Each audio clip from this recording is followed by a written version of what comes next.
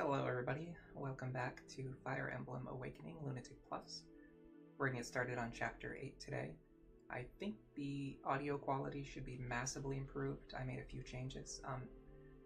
During the week when I was doing some practices, Anna showed up and I got a Master Seal from her. I made a backup save where I don't have the Master Seal, and then I made my save after I did all my preps. I actually want to check the backup save because I want to see if Anna will, because I'm sure she's going to disappear.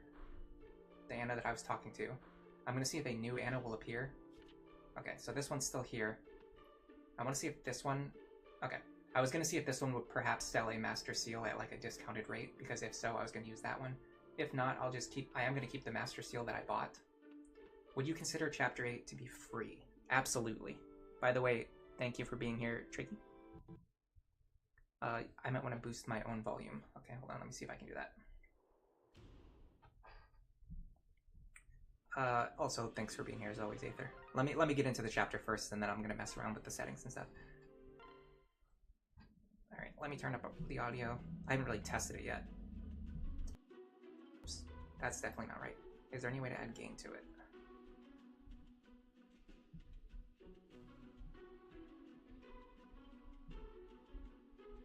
Gain, yes.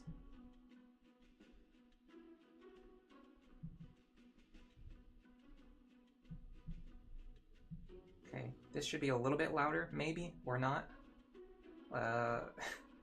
Let me know, I guess. You only experience Lunatic, and you call Chapter 8 free, so you wonder if it carries over to Lunatic Plus as well. Yeah, this is, in my opinion, this is the first chapter that's like... so I talked about this last week. Chapter 7 is the first one where you don't really need to do quick resets anymore. You can just go in there and like try to brawl your way through it, and you definitely have a chance of winning, especially if you play well. To me, this is the first chapter where, like, not only do I not need a quick reset, but, like, literally no matter what I can do, like, I have a really good chance of beating this map on my first attempt. I am going to quick reset just to increase my consistency a little bit, but it's not really mandatory anymore. So this guy is usually free. This guy over here, you really don't want him to have Hawkeye because you prefer Lonqu to dodge his attack. You want to train Cordelia when you're planning to do a Lunatic Plus run. Okay, so if you want to train Cordelia, I'm going to be actually training Sumia on this map. If you want to train Cordelia, just switch their positions and have Cordelia doing what Sumia is doing. You can basically just switch them around. They're both level 7 with similar experience. You could literally just switch their roles and you would get the same results on this map. I got a Master Seal. If I use it on Robin right now, the chapter becomes 100% free. It's almost impossible for me to fail. I'm not going to do that because not everyone who plays the game is going to get an early Master Seal from Anna. So I want to show that you can do it without promoting Robin. And I tested it. I was able to do it like 3 or 4 times. 4 times, I think. And then once you clear this initial wave of enemies, the bottom half of the map is just 1000% free. I'll show you a couple of tricks. These enemies right here all have linked AI. So they can be kind of scary because you think you have to draw all of them out at once. But you can set things up in a way where you can force these enemies into fighting specific matchups, and you can engage them safely. It's the same thing with these two over here. They seem really dangerous, especially the one with Arc Wind, but you can set up ways to fight them. I will show that later, but first I want to show my actual strategy. So I'm going to reset until I get a good opener on this guy right here. I don't want him to have Pavis, or sorry, I don't want him to have Aegis. That's going to cause problems because I want Robin to fight him. Let me reset. I pressed the wrong button. I pressed T for reset. That's known as T-set. You can back up and you also use the desert to slow them down. Yeah, I relied on that during my last clear. If you don't kill them fast enough, you can just back up and then the desert stops them from advancing. Okay, another Aegis. So if you are going to quick reset, in my opinion, this is one of the places to do it. Just reset until this guy doesn't have Aegis. You can use Muriel, Rickon, or Robin to defeat him, depending on who you've trained. In this case, we're just using Robin. It's the most convenient. Okay, this is good. You want to get Frederick dual strikes here. They aren't really mandatory, but they increase Robin's survivability a little bit. Up here, this guy's fine. Down here, this guy's fine. Okay, we're going to go ahead and start. I was originally using Sully in this position. However, I switched over to Kellum. He gives slightly more defense to Cordelia, and having a male-female pair-up is better because these two can actually build supports, whereas Sully cannot. I'm very happy that we're using Kellum here, And the reason is because earlier on in the streams, like in an earlier stream, I talked about how Chrom is really good and how even if you don't train him, you can take him off the bench and he just like immediately is useful. I didn't really get to show that off in Chapter 6 like I wanted to, but it's even better because now we're even later into the run. We're all the way on Chapter 8. This guy's been sitting on the bench the entire time. He fought one time, he got 5 experience. And even though he's been on the bench the entire time, I can immediately take him off the bench and he's useful immediately. So what we're going to do is we're going to pair him up with Cordelia, and we're going to pair up Chrom with Sumia. What you need to do is get at least 1 dual strike against this guy, so we're going to go for this. We're going to fish for dual strikes. So we've got a 25% chance here. That's actually pretty bad. That's like the worst case scenario. Let me think about what I need to do if that's the case. I think I have to go for a crit here. Didn't get it. Okay. Gotta reset. You love to see it. You absolutely love to see it. How many do you plan to build? You also love Chrom. Unfortunately, we're not going to see Chrom again for probably the rest of the run. After this. This is probably the last time I'm going to use him, but I will talk about who I'm planning to use anyway. So I'm going to use, once Nowi joins, I'm going to be pairing her up with Lonqu. I'm going to be using Gregor with Cordelia. The reason I'm doing that is because Vake is a really good unit. However, you have to train him. Gregor, you don't have to train. You just get him for free. He literally joins at level 10. He's a little bit weaker than Vake, but it's fine. He can do everything that we need him to do. So Gregor, Cordelia, Nowi, Lonqu, who we've been training. He's already almost level 10. Pan is probably going to have to go on the bench because we don't have room for her in our party. We're going to be using Maribel, Lisa as our staff users. Robin is going to pair up with Saria pretty soon. Chrom and Sumia are basically mandatory. Frederick we're going to keep using for a while. And then I'm not 100% sure after that. We're probably going to pick up Libra at some point because he's basically free as well. I really like using the free units in this game. It's the same argument for why you want to use pre-promotes. Yeah, Libra's pretty great. Yeah. Pretty much all of like the units that you get for free are really good. Okay, oh, okay, we got 1 dual strike, but we missed it. That's fine. We still have a chance for Sumia and Chrom to hit theirs. This one's a lot more likely anyway. Chrom has a 60% chance to dual strike, and he's more accurate. Yeah, so you get this. You normally get this kill. You want to get the experience onto Sumia. If you want the experience on Cordelia, you just swap them around. You have Sumia attack first, Cordelia attack second. On enemy phase, this guy is likely going to attack Cordelia, and then she'll just counter him. They're outside of this guy's range, so the only one who has to worry about this is Lonqu. Now, this guy usually kills Lonqu if he hits him, so I basically just hope for Lonqu to dodge. That's why I don't like seeing Hawkeye on this guy. The reason I was using Sully before is because if this guy has Hawkeye, Sully can give Lonqu the defense to survive, but I don't really like that because then he's wounded anyway for the rest of the chapter, so I'd rather just rely on him to dodge and then have him be at full health for the rest of the chapter. Okay, we're going to head back over here. This is good. You love to see counter on these guys because they're going to fight at 2 range anyway. We're going to pair up Frederick with Robin, and we're going to hope for a dual strike here. If we don't get it, it's fine. Nice. Okay, this is pretty good opener. We're in a really good position to just win the rest of the chapter. Now I'm going to show off a movement tech. It's the same one we used in Chapter 1. We're going to use it again here. You make this plus-shaped type sign. You got Rickon on this side. This empty space is where Robin can move. Oh, I want to talk about this too. Because of the +1 movement you get from the Frederick pair-up, you have 6 movement, which means you can move 3 spaces in the desert. Very important to be able to move 3 spaces in the desert. So if you can increase your move from 5 to 6, it's actually really big in desert maps. And then, so Robin can move to this position here. So we're going to put Maribel above. Now we really want to hope for Lonqu to dodge because everything else has gone perfectly. Do you still have Lisa? Yes, she's benched right now because her level's already pretty high. I'm trying to get Maribel to level 10. Lisa doesn't really need any more experience, so I'm benching her until then. Next thing you do, you want to put Nowi here in the position that's closer to the rest of the army because she has 6 movement. Gregor only has 5 movement. Dodge. Nice. We're open for crits and dual strikes. We don't really need them. We just need Lonqu to keep this guy busy. Now Robin is pretty much guaranteed to survive this turn. If you don't kill that first fighter, things get dicey. Ooh, nice. Nice Cordelia. And then Robin's going to hopefully kill this guy. Nice. Alright, this has been a perfect opener. We've gotten a little bit lucky, I will admit. You don't always get this lucky, but it's very easy to recover. So normally what will happen is you might have like one enemy left alive over here, and what I do is I'm going to eventually have either Lonqu, Rickon, Pan, or Cordelia fight them, but I don't need to because they're gone now. So let's show off the movement tech first. You go here, you're going to transfer Frederick over to Rickon because he has really great movement. And then normally I would pair up with Maribel, but I actually think I don't want to because I'm a little bit wounded and I don't really need to move any further. I'd actually rather have Maribel heal me. So I'm actually going to wait. I'm going to adjust my strategy. Okay. Next, you're going to let Sumia grab this kill. You want to make sure that you keep her out of range of these enemies. Can we see the Lonqu versus Axe guy hit rates? Yeah, sure. 36% to hit. Pretty good chance to hit, honestly, but if you want Lonqu to survive, just use Sully instead of Pan. Sully gives him 2 extra points of defense, which means he'll survive on 1 HP. Or you can give him a defense tonic. Part of the reason I'm not using a defense tonic is because I would rather take a 70-80% chance to dodge and save 150 gold rather than use a defense tonic when I don't really need to, if that makes sense. Let's see.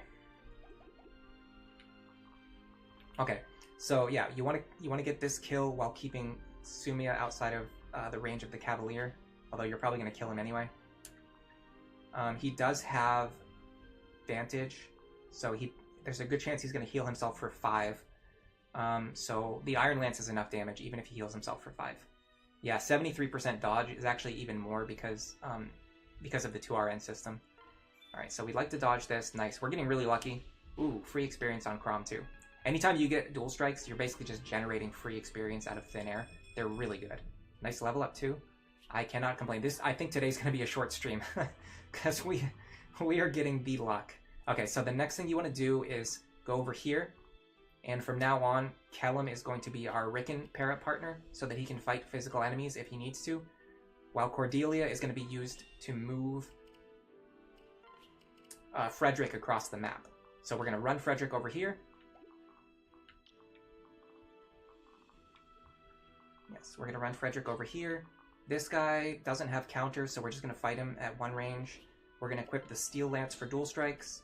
And this guy has lances equipped, so we're going to use our axes and build our axe rank. Hey Sothis, thanks for stopping by. Oh, 73 was the true dodge? Okay, cool. Yeah, that's nice to know. Unfortunately, because this guy has Pavis, he's a little bit more bulky than usual, but Nowi and Gregor can both survive 1 round of combat against this guy. So even if you fail to kill him, it's not a big deal. We're going to pair Gregor back up, and then Nowi is a really interesting unit. She moves and fights like a mage, but she actually uses strength, and she targets the enemy defense with her Dragonstone. I don't know why I find that so interesting, but it's kind of cool. Okay, so if we miss this guy, he's going to attack us for 15 damage, which is not an issue at all. Gregor... Yeah, I'm going to go for the shot here, because I'd rather get experience on Nowi anyway. And then if we miss, we'll just kill him on enemy phase instead. Alright, we got him. It's not an issue at all if you miss that guy, keep in mind. I was supposed to trade Frederick over to the hand axe this turn. We've gotten such good luck though, I don't even know if it matters. Like, we've gotten amazing luck so far. Okay, let me see if Pan can survive. 25, well not really, it's going to be 33 minus 4, which would be 29. She'd still die if she gets hit, so it's actually better to keep Lonqu in the lead. Should I go for 11 sword attacks? We'd hit him for a 6. We'd hit him for 12 damage, and then if we get a dual strike, Pan would hit him for another 12. No. I think it's better to just go for killing edge shots here. It might even be better to just fight him on enemy phase.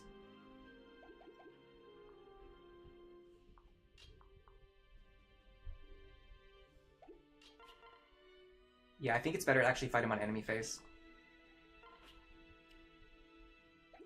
The other option would be the Erica sword. That would give Pan 2 chances, but her dual strike rate's not that high. I'm just going to go for killing edge and just dodge again. If we mess up, it's not a big deal. We've gotten extremely lucky so far. We deserve a little bit of bad luck. Plus, I made a misplay with Frederick too. Okay. Yeah, Lonqu is just so dodgy, it doesn't really matter. Hey Odd Panda, thanks for stopping by.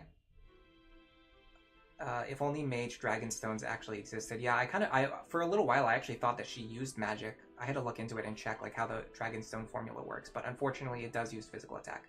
Okay, we're in a little bit worse position than we should be because I forgot to equip Frederick with the hand axe. He should have countered and possibly killed this guy this turn. I completely screwed that up. But these guys can't move very far in the desert, so what we're going to do is we're going to back up Frederick. This guy doesn't have counter. We're going to back up Frederick to here, and we're just going to have him do what he should have done last turn. Hand axe equipped. Oh, this guy's got a lot of movement. That's fine. We can put Robin in his way. I'm going to start building the Nowi Lonqu support here. Her hit rate is guaranteed, but So I think the one interesting thing about Dragonstones, I'm not going to check, I'm going to say this without checking first. I'm pretty sure, even though they do physical damage and they target defense, I'm pretty sure that they bypass Pavis. So this should do full damage. This should do 16 damage and kill this guy. And we'll get a support point with Lonqu, which is good. What's the rule on Renown? In order to unlock Lunatic Plus, you have to beat Lunatic mode. And when you do, you get the first 5 items, the early second seal, the Levin sword, the Orson's hatchet. There's like 1 or 2 other items. The first 5 items on the list you'll always have when you unlock Lunatic Plus mode, so I'm using those 5 items. I'm not using anything else. Although a little bit later in the run, I'm going to grab the Beast Killer, because by that point in the run, you will always have the Beast Killer, assuming that you played through Lunatic to unlock Lunatic Plus, which you need to do. So I personally don't really see a problem with doing that. I wonder if it's possible to get Sumia to fight just one of these guys, although they'll probably go for Frederick instead of her anyway. I would imagine.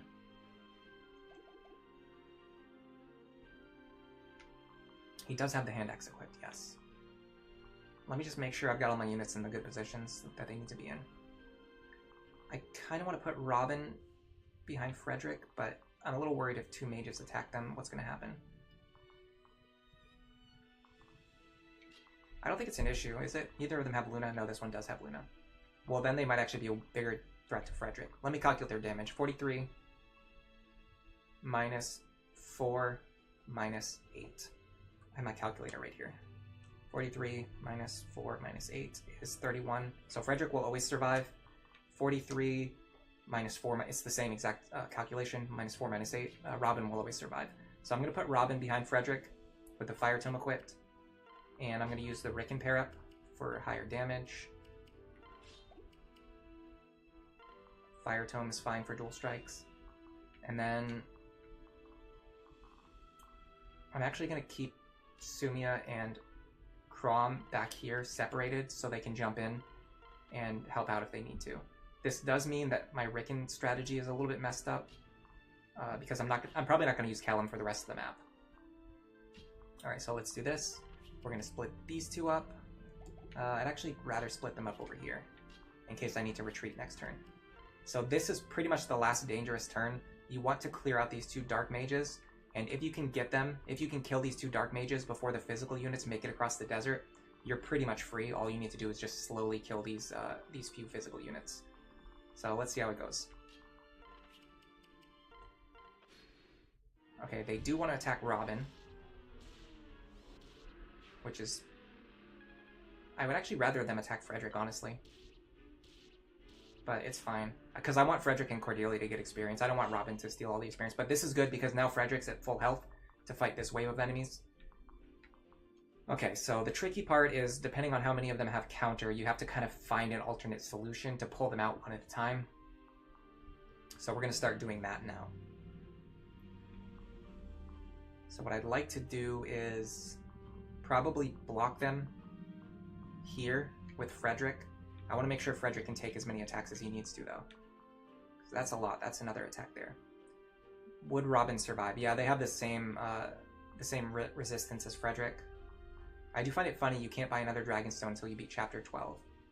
You keep killing everyone. In this chapter or in earlier chapters, because this chapter is not too bad. The earlier chapters, it's definitely hard to keep your units all alive. Interesting. I'm going to try something here. 11. What about this? 8. I'm going to try to get rid of this guy using Chrom and Sumia, especially because it's free experience on Sumia. Nice. Well, we got some free experience, at least. This guy also might attack her, but he'll deal 26 minus 6 damage, which is 20. She'll survive. If I could switch her over to an Iron Lance, I'd be happier. Frederick's the only one who can do it, but if I move him over there, he can't block the other units. Which actually might be okay. But I kind of want to get rid of this guy now that I've done all this. I've kind of committed to getting rid of this guy. But if I do that, I have to get rid of all Frederick's items. You're stuck on the Rickon map. Oh yeah, that's the hardest one, for sure. Chapter 5 is the hardest chapter. Good luck. That's all I can say. Good luck. Okay, I think Robin can do it. I don't really want... Maybe Rickon? Maybe I can let Rickon do it. Or even Lonqu. Can Lonqu get over there? Sort of. What about Nowi?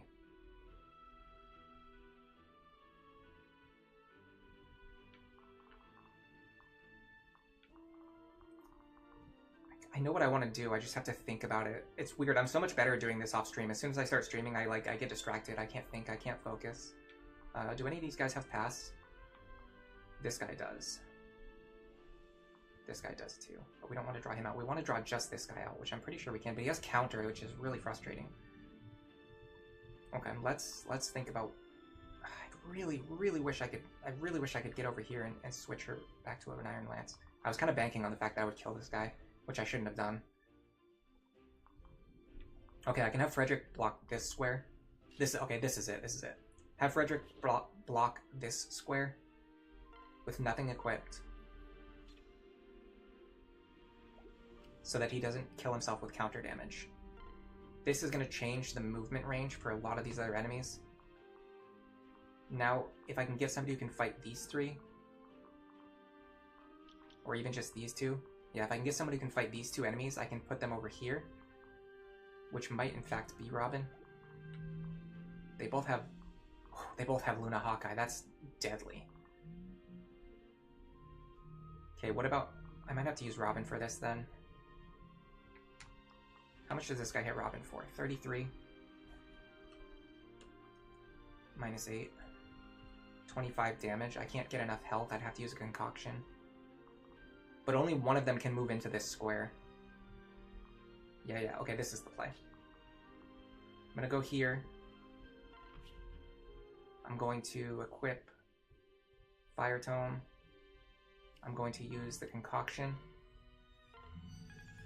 Okay, so no matter which one of these guys attacks Robin, they're always going to survive.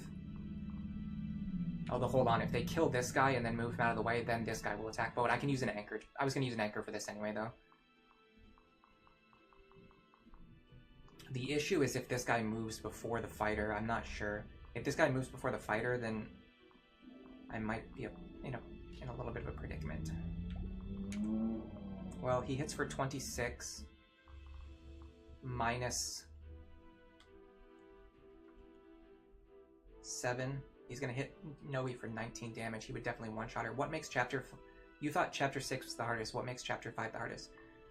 Essentially, it's just really early RNG that's extremely difficult to deal with. You need Frederick to be in 2 spots at once, and he can only be in 1 spot at once. Chapter 6 is definitely in contention. It's pretty similarly difficult to chapter 5. If somebody said they had a harder time with chapter 6, I would believe them. I just personally find chapter 5 to be a little bit harder.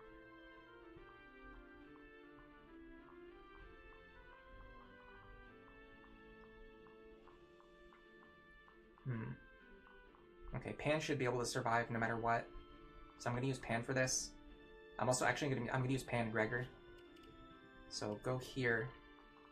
Pan is going to take Gregor. She's going to unequip her Beast Stone. If she does that, she's going to lose defense and speed, though. Is that okay? Yeah, that's fine. Then we're going to do this, and then this, and we should be completely fine. So what's going to happen is one enemy is going to run up here, attack Pan. They're going to damage her. They're going to block the space so the other enemy can't attack Pan. That enemy is going to go over here and attack Robin. Robin's going to probably kill that enemy. And then Frederick is going to hold all of the other enemies at this position without hitting himself for any counter damage. So let's see if my plan works.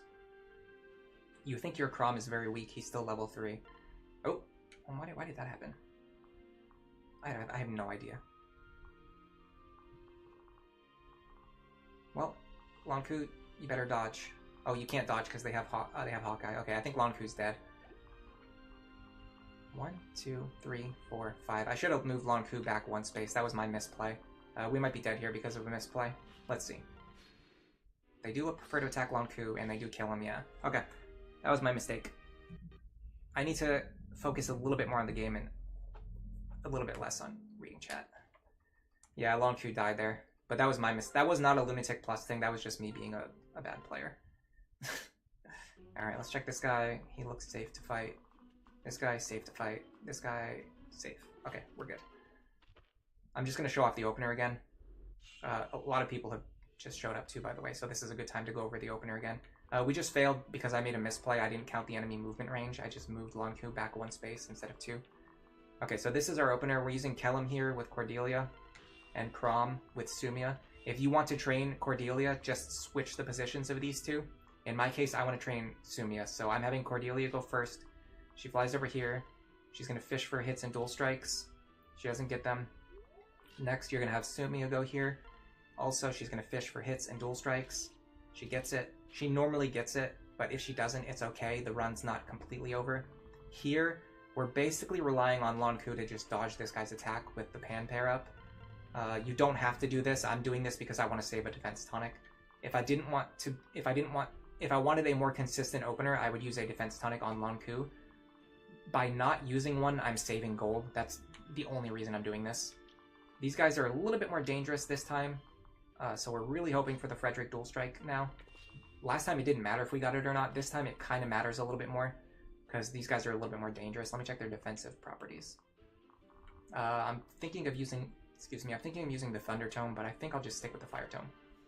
Because even if I don't kill these guys, I'll still have Rickon to bail me out next turn. Okay, we kind of got saved. Yeah, exactly. We're definitely gonna get worse Robin RNG. There's no way we're gonna get as lucky this time. I'm also gonna shop this movement tech again. Robin next turn can move here with the extra +1 move from Frederick.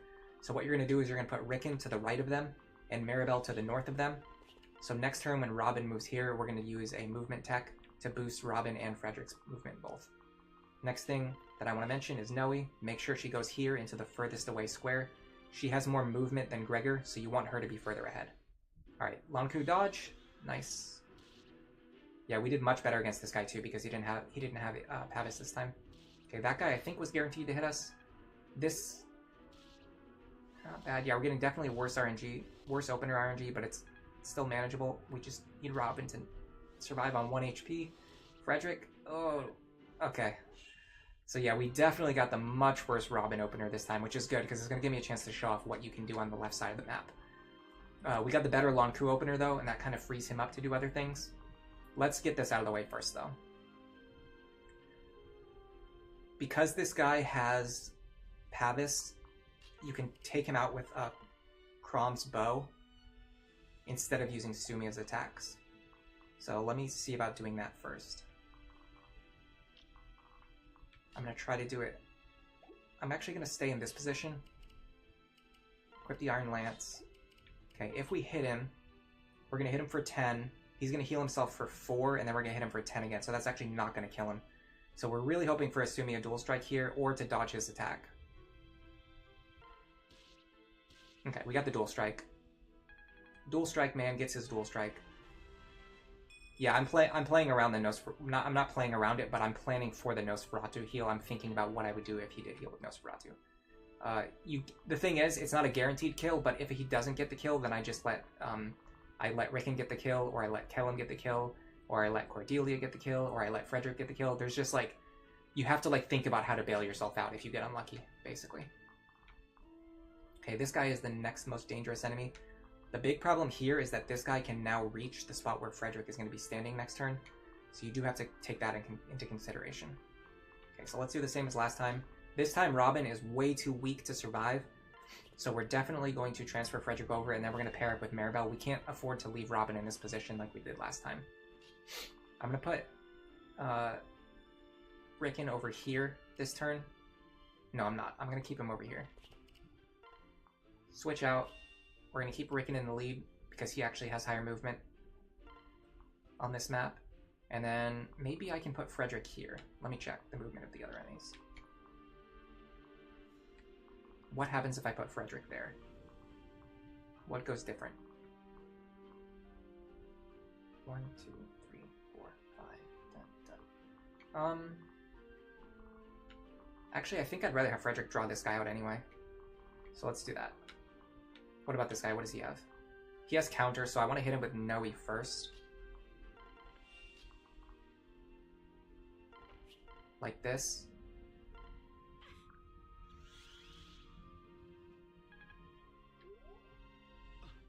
What in the blazes? Okay, next I want to see if Frederick can one-shot this guy. If not, we're going to have to use the hand axe, which is fine because we want to use it anyway. 26. Yeah, we'll use the hand axe this time. So this is a good example of how you can adapt in Lunatic Plus mode. Like, whatever's happening is different from what I showed last time, but if your tactics are good, if your positioning is good, if you understand the map really well, you can always adapt. So like last time, we used the Iron Axe on this guy and then traded to the hand axe. This time, because this guy has counter, we're going to hit him from range with the Dragonstone first, and then we're going to counter, and then we're going to finish him off with the hand axe. And then Frederick already has the hand axe equipped, so he will be ready to counter this Nosferatu mage. I'm going to send the Silver Lines back. I don't need it anymore. He's going to be able to fight this Nosferatu mage on enemy phase this turn, which is also really good for us. Okay, next I'm going to think about these two mages. They have overlapping ranges on the top, so I actually don't want my top group to fight them. I want to keep them separated. So I'm going to have Frederick pull this guy, and then this guy is most likely going to come up here. This guy has Vantage Plus, so I'm going to use the... Actually, can I use Robin for this? No. I'm going to use the Levin Sword to play around Vantage Plus. If I attacked him in melee range, he would have another 36% chance to hit us. So to me, this is worth a Levin Sword charge. In fact, the last time you really need the Levin Sword is in Chapter 6. So these remaining 16 Levin Sword charges, I can just use them for stuff like this whenever I need to. So yeah, Lunatic Plus, you don't play for guaranteed kills. Well, I mean, you can, but it's very boring. What I prefer to do is play for the highest odds of success that I can find, and then adapt based on the state of the map. Alright, I'm actually going to split these two back up and go like this. Okay, we should be totally safe this turn. Ideally, we want Frederick to kill this guy. We didn't get our dual strike, so we didn't get the kill. That's fine. In this iteration, when this guy moves to this position, sometimes you can get one of your flyers to attack him from here, which is probably what we're going to do, but we actually don't have either of our flyers in the lead, so no, we can't do that. Who would be our next best option? We can't get anyone else over this wall because we had to use Chrom last turn. This is one of those things where, like, there's like a snowball effect. Because we had to use Chrom instead of Sumia last turn, now we don't have Sumia available for flying, which kind of hampers our momentum a little bit, but all that matters is that we need to take out these two guys, and then ideally keep Frederick in range of these two guys. We could even possibly keep him in range of all three. None of them have Hawkeye. This guy has Hawkeye, okay. 20, 20, 23. That's 63. Do either of them have Luna?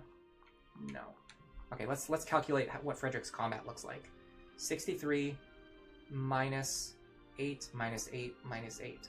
At most, he takes 39 damage, so he will die if all three attacks hit him.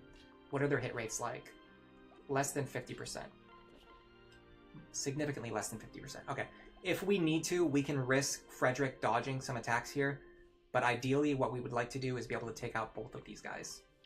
So let's see. This is actually pretty good. In fact, we can actually do it with... We might even be able to do it with Cordelia.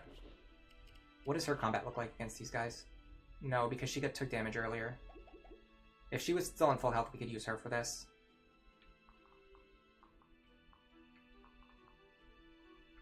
Tricky. 24. He can't fight both of these guys. Well, hold on. This is the guy with Hawkeye. This is the one that's guaranteed to hit us, so getting rid of him is very important. A lot tougher to do without Sumia. I could use another Levin Sword here, too. This one doesn't have Nosferatu, but he does have a crit rate against Lonqu, and a pretty good odds to hit. So let's try not to have to play around that crit if we don't have to. I could use Ricken. Ricken hits him for 10 at most. What about Kellum? Kellum only hits him for 12. Could use Chrom. Chrom hits him for 11. Sumia hits him for 13. We're just one short of the damage that we need in a lot of these cases. Okay, what about... Yes. Okay, I see the play. The play is to go here. Frederick takes the kill. This guy doesn't have Vantage. I still really don't like this guy. I don't like leaving this guy alive. He's going to be able to attack Maribel next turn. He can't kill her, but it's still annoying. Because he's going to get free Nosferatu healing off of her. He doesn't have pass, does he? No. Okay. What about moving... Okay, Frederick. Problem is I actually want Frederick to stay in range of these guys, but I want him to heal. I could use the concoction. Yes, here. Is there any way for me to get him a vulnerary? Because he doesn't need a concoction. Yes, there is. Okay. I think I found the line. Frederick here. Steel Lance. We're going to trade with Cordelia, because we only need 10 points of healing. I don't want to waste a concoction. Okay, so Frederick next turn is going to fight these two guys right here. He's probably going to kill them both. Next problem is getting Nowi out of range of... Oh, this guy has a lot of movement. Well, Nowi can fight this guy, right? Yeah, with a crit chance. I'm going to put Nowi over here. She might have to fight two guys. Yeah, we might be in trouble because we didn't get rid of these mages fast enough. And because if we had Sumia in the lead here, this would be so free. But it's very difficult with Chrom in the lead.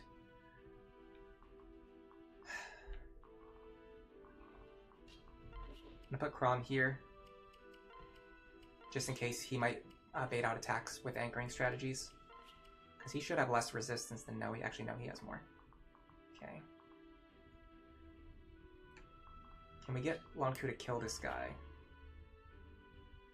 Once again, I don't like that crit chance. There's a way to play around it, though. It's like this. Mend here. Now this should remove the crit chance. No. I'd have to move Robin as well. Am I ready to move Robin? Do I see nothing else left to do this turn?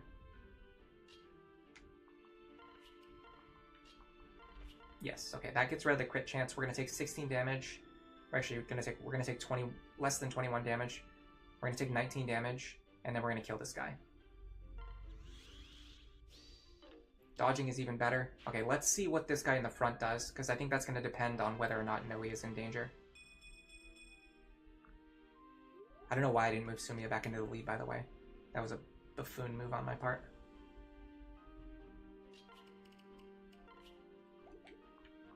Chrom is only in range of one of them, right?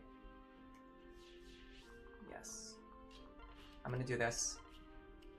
Get Ricken over there. Sumia in the lead. Javelin equipped. That way I have Sumia available next turn. Okay, they're going for Frederick. That's good. We like to see that. Funny enough, Frederick was actually anchoring for Nowi there. Typically, you'd have other units anchoring for Frederick, but for some reason, Frederick ended up being the one to anchor for Nowi, which is mildly amusing. Okay, we got out of that.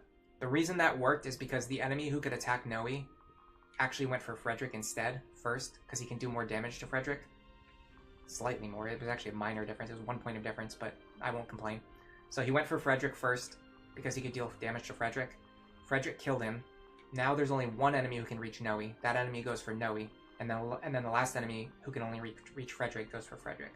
So that's the reason why Nowi survived there. That wasn't 100% planned on my part, but I kind of made every move that I could to try to make it work. And it worked out. Do you consider Lunatic trivial now that you've played a lot of Lunatic Plus? I wouldn't say trivial, but yeah, I was watching Actual Lizard's streams recently because he's been playing Lunatic, and I mentioned in the chat I was because I was watching him play and I was like, wow, I was like, this just, like, after playing so much Lunatic Plus, this just looks, like, easy. Like, it looks free. Lunatic used to feel so hard to me, and now it just, like, when I watch other people play it, it just feels free. I'm probably going to do a regular Lunatic stream at some point in the near future. Okay.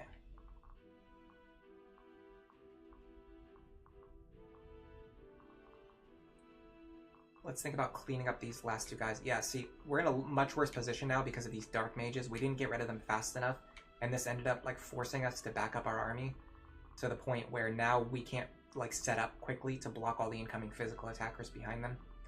So we're a little bit behind the momentum where we were last turn. It's still possible to win from this position. It's going to be a little bit harder. So the big problem I'm seeing now is I can't figure out a way to get rid of this guy and then leave somebody in range of, like, all of these attackers, especially with multiple ones having counter. And then also not being able to heal them. Same thing with this guy. Like, if I kill this guy, whoever I attack with is left in range of a bunch of enemies. How do I not die to that? Gregor should have a vulnerary at least, right? Yeah. What does this guy do? 13? I mean, worst case scenario, let's start with this. Nowi can fight this guy again if she needs to. Next, what does Rickon's combat look like against these guys? They hit him pretty hard. They hit him pretty hard. What about Chrom? Reasonably hard. The problem is there's no real way to get him out of range of both enemies. I'm thinking I could use the rescue staff here, but I don't think it's worth using a rescue staff charge on this chapter.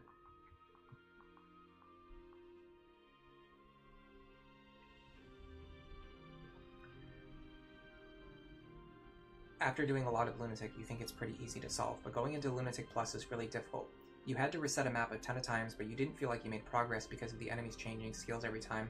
Yeah, so the best way to deal with that, I think, is every time, like, you run into an enemy with a skill that's, like, causing problems for you, think about how to change your opening strategy so that on the next run, that enemy doesn't cause problems for you. If you do that enough times, you'll eventually develop a strategy that, like, plays around every single possible combination of enemy skills. It takes a lot of iterations. Keep in mind, like, some of the strategies I'm showing off here, because I've done this a ton of, like, before I started streaming this, before I started making video guides, I played this a lot off stream, and some of the maps took me like 4, 6, 8, even 10 hours to solve. And so watching me beat them in like 2 hours in a single stream makes them look easier than they really are. If you're trying to come up with your own strategies from scratch and you've never seen like how it's done before, it can take like 4 or 5 hours or even longer. Alright, let's figure out what to do about these enemies. I want someone who has less resistance than Rickon. Rickon has pretty pathetic resistance, actually. So maybe that's not the play. What about Chrom? The problem is they prefer running up and attacking Chrom at point-blank range if they can, which they definitely can. What about Sumia? Oh, Sumia, hold on. Sumia can hold this position. That's what I'm missing. Yeah, she can even take 23 damage.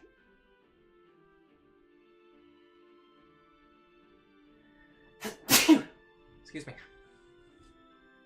And these guys don't have pass, do they? This guy does. Oh, they both have pass. Of course they do. Okay. But still, okay, so hold on. So Sumia can hold this position. I'm going to have her take Rickon. Here. I'm going to have her hold this position with the Javelin. And then Chrom is going to get behind them. With 7 resistance, he shouldn't be the first character that they try to target. And they can't run up and attack him from in melee range even with pass. So now what I need is to give this guy a target that he wants to attack more than Chrom, and more than he wants to attack more than Sumia, which can be Lonqu. It looks like it's just Lonqu, maybe Frederick, probably not Frederick. So next we need to get out of this guy's range. 1, 2, 3, 4, 5. Bump, bump, right here. I'm gonna do this. Hand axe, vulnerary. Maribel is going to go here and heal Robin. Back up to full. Now I'm gonna put Lonqu here with the Levin sword equipped. And then I'm actually gonna put Robin behind them just to give Lonqu a support bonus. I think this is totally safe. I'm pretty sure what's gonna happen is that this guy here is gonna go for Lonqu instead of going for Chrom. And then this guy will go for Chrom second. Because he can't reach Lonqu. If this guy moves first, he'll go for Chrom, and then this guy right here will also go for Chrom, which means we'll have to dodge some attacks. But other than that, we should be safe. This should be a good anchoring strategy. It just depends on which enemy moves first, which I'm not sure how they decide that. Let's see. Okay, this guy goes for Nowi first, which is bad because she might have to dodge another attack now. Yeah. Okay. I don't know why they chose to go for Nowi when she has 10 resistance and Lonqu only has 5 resistance. That makes no sense to me whatsoever. In fact, why did they choose to go for Nowi instead of Chrom when she has more resistance than Chrom? Again, that makes no sense to me. The only way it makes sense to me is if they have linked AI. I haven't really delved into the targeting AI in this game yet as deeply as I would like. It's not very well documented. But this happened in one of the previous streams too. We had something similar happen where an enemy went after Frederick when they should, like, they had no damage against Frederick and they went after him anyway. I think with enemies like this that have linked AI, I think they actually coordinate their attacks, whereas normal enemies typically don't do that. Yeah, they do look at the remaining HP, but the first one who moved shouldn't have been able to, like, he shouldn't have been able to see a kill against Nowi because she has way more resistance than Lonqu.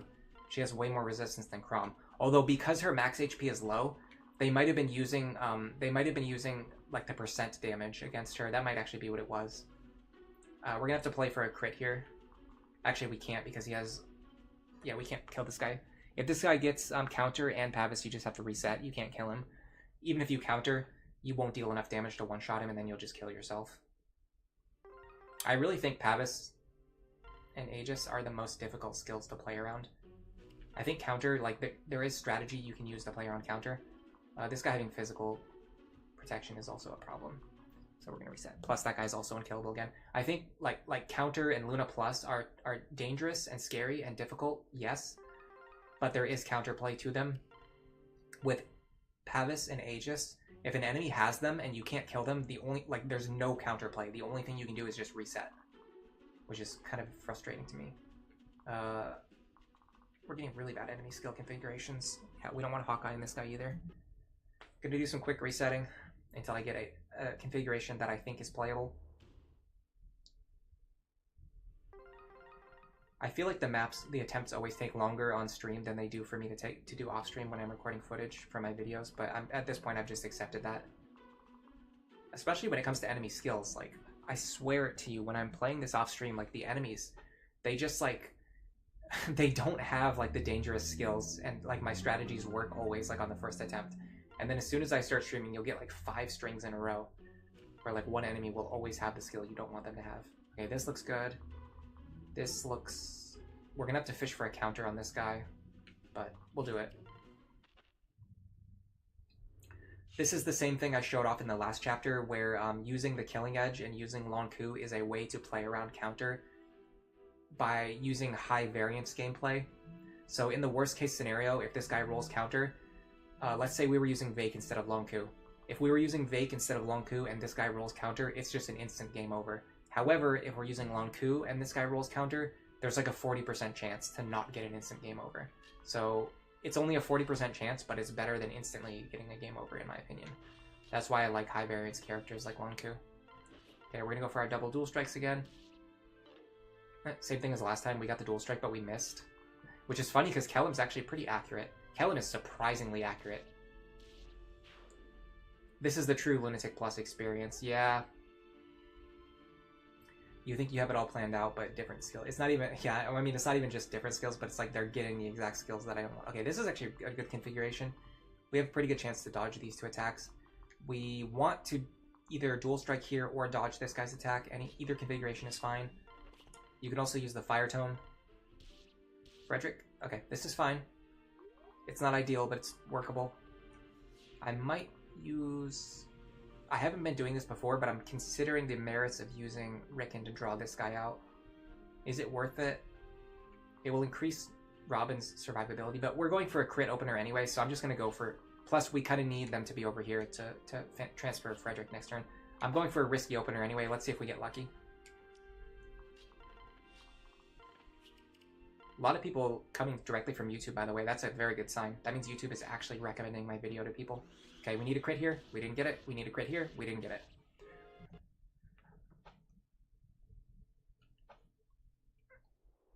That's fine. If we were using any character other than Lonqu, that would have been an instant game over. We got 2 chances to not game over. We just didn't get the luck that we needed. That's okay. This is fine. This is fine. Let's go. If we fail this attempt, I might show you guys how free this opener is just by promoting Robin. I'm not gonna do that because I don't want to use the Master Seal. Because most players, or not most players, but there's a chance that some players won't get the Master Seal, so I don't like relying on it. I want to show that it can be beaten without the Master Seal. Chrom, nice. You saw my Lunatic Plus guide get recommended, and that's how you ended up here. Cool. I'm thinking about starting to use the Defense Tonic on Lonqu just to make the opener more consistent. Because there's a lot of turn 1 RNG with that already, and that's one thing that we can just like easily play around. Okay, this is going to be tricky because we didn't kill this guy, which means Robin has to get a little bit lucky on enemy phase to not get killed by these 3 enemies. So we're hoping for Lonqu to dodge, and we're hoping for Robin to survive. Not ideal. Let's hope we get lucky. If not, I'm going to switch to the Defense Tonic opener on Lonqu. Dodge. Nice. Crit. Crit. Nice. Wish we got that luck last time. Okay, Robin is the one who's in most danger. Okay, that dodge helps a lot. That dual strike helps a lot. That dual strike helps immensely. Remember how much of a problem these Dark Mages were causing for us last time? Getting rid of even one of them is a huge deal. Perfect. Fighting Nosferatu Mages, I forgot to mention this, but fighting Nosferatu Mages on enemy phase is one of the best ways to play around Nosferatu. Because they attack you first while they're at full HP, which means they don't recover any HP, and then you hit them after and they take a ton of damage. Okay. Let's give this kill to Sumia again. I'm going to wait, actually. I'm going to have Sumia go after Frederick, because if I can kill this guy, then I can have Sumia end her turn here, which is slightly better.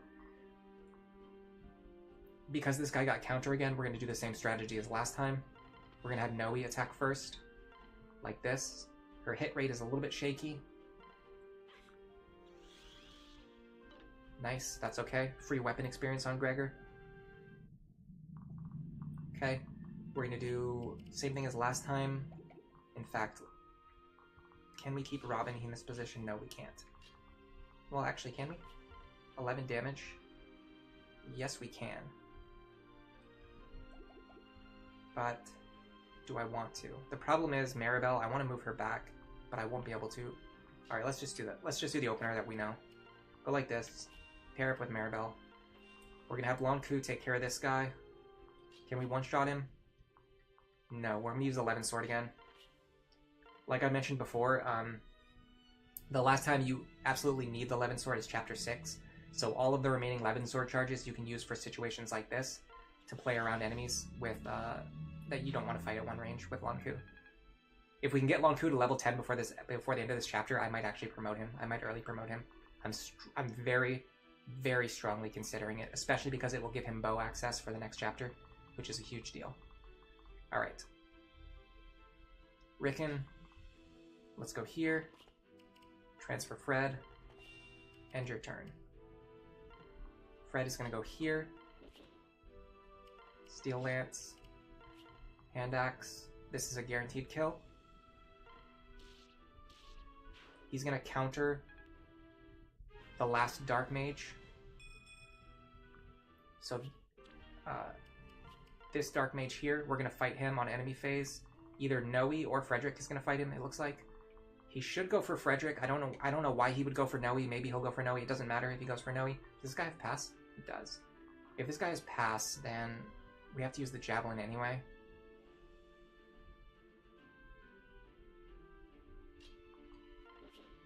Which position is better? I think this position's better. There's a chance he might run over here and attack Sumia instead, which would also be good for us because we want her to get experience. Using Defense Robin instead of Speed was mentioned in my guide. Yeah, that's correct. I like Defense Robin. They're a lot easier to keep alive on Chapter 2, Chapter 5, Chapter 6, Chapter 7. I don't really value the extra speed that much. You can just... Like, my Robin has 18... This is a Defense Robin, and they have 18 speed. It's like, you just don't really need the extra speed that much. Okay. Let's go Robin here. And use our Concoction now. This is another potential unit to draw out the Dark Mage. Okay, he likes attacking Nowi, that's fine. It's a little annoying because we can't get the kill on him. Now, Sumia, I think, can fight these two guys both on enemy phase. Let me make sure. Neither one of them has Luna, right? No. They're going to deal 12 plus 9 damage to her. So I'm going to put Sumia here.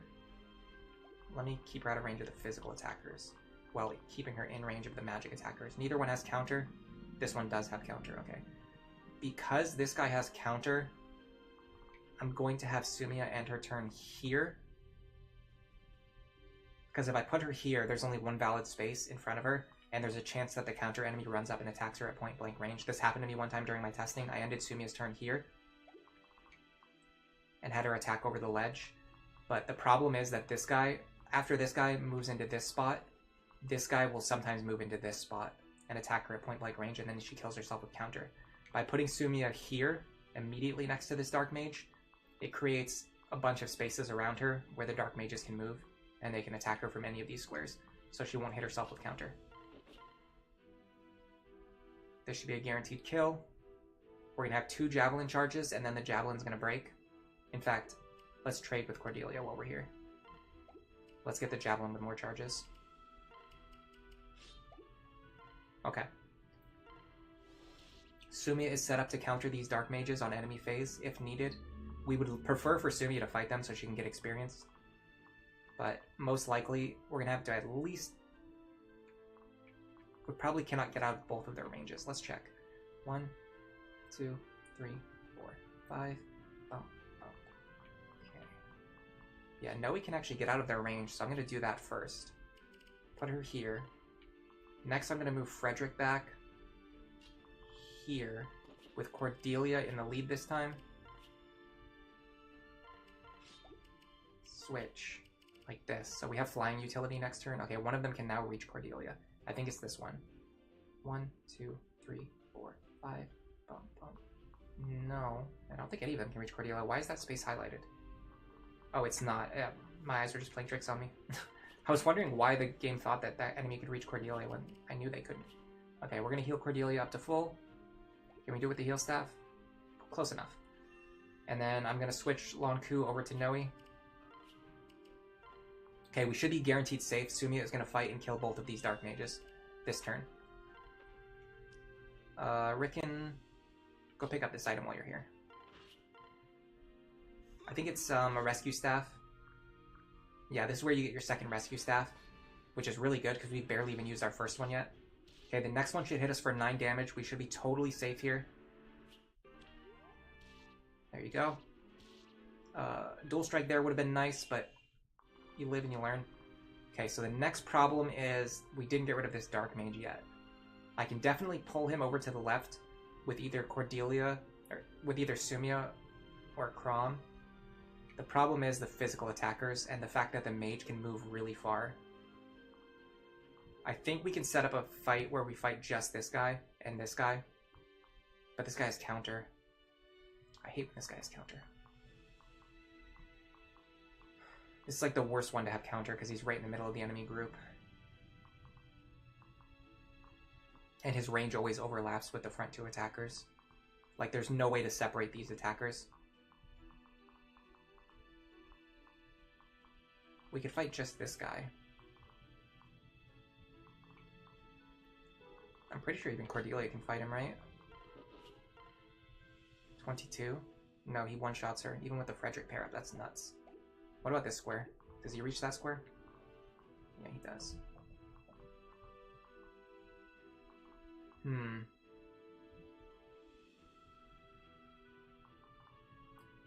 Interesting.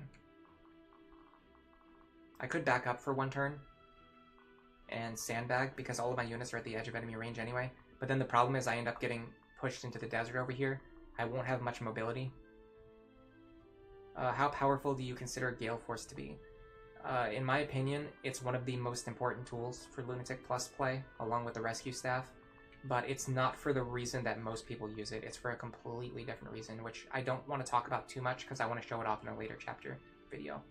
And one thing I've kind of realized is that if I talk about stuff too much before I make my own videos about it, then other people might take my ideas and make videos about them before I get the chance to make it, which I wouldn't really like.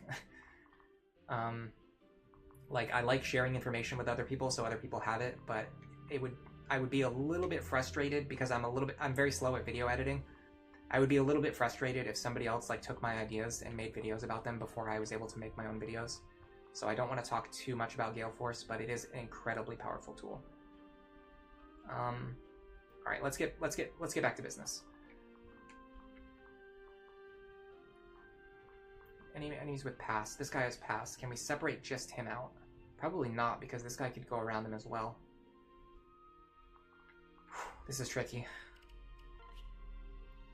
She does give him the defense he needs to survive a fight against this guy. Okay, hold on. Okay, hold on. Yes. Okay, I realized what I need to be doing here. I was thinking because these guys don't have pass, I can't separate them, but it's actually because they don't have pass that I can separate them. The problem is I need to draw this Nosferatu guy away, but hold on.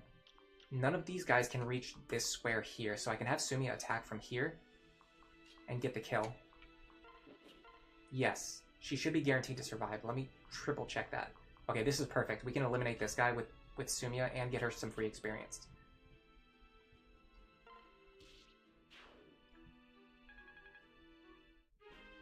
Good level up. Strength, magic. Oh my god. Whoa. Now that is a Sumia, if I've ever seen one.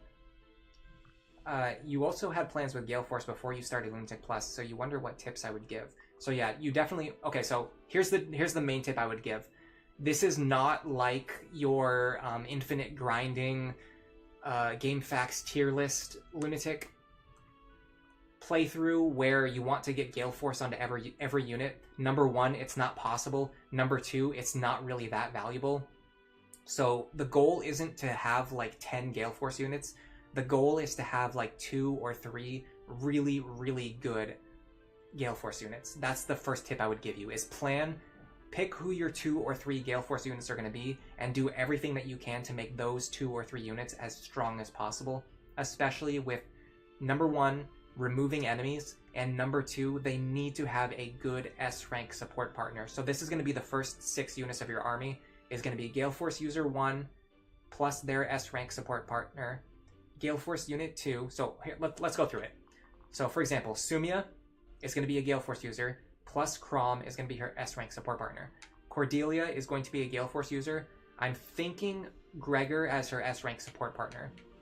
Then we're going to get free Lucina with Galeforce, and then I need to recruit someone who can S-rank support with her, or if not, at least an A rank. That is 6 units right there. That's like half of your army. But the remaining slots in your army are mostly going to be filled with support units. Okay. Next thing we want to do is we want Frederick to block these guys while making a space that only this guy can move around Frederick to attack. The problem is this desert tile actually kind of makes that impossible. What about if I put Frederick here, he's going to have to take more attacks. How much offense do these guys have? Let's add up all of their damage. 24 plus 26 plus 27 plus 33. The 33 is the most dangerous one, but that's the one who's actually not going to attack Frederick, most likely. Frederick's going to have 19 defense, so we're going to subtract 19 4 times. The most damage they can deal to Frederick, if all of their attacks hit, is 34 damage. Frederick survives here no matter what.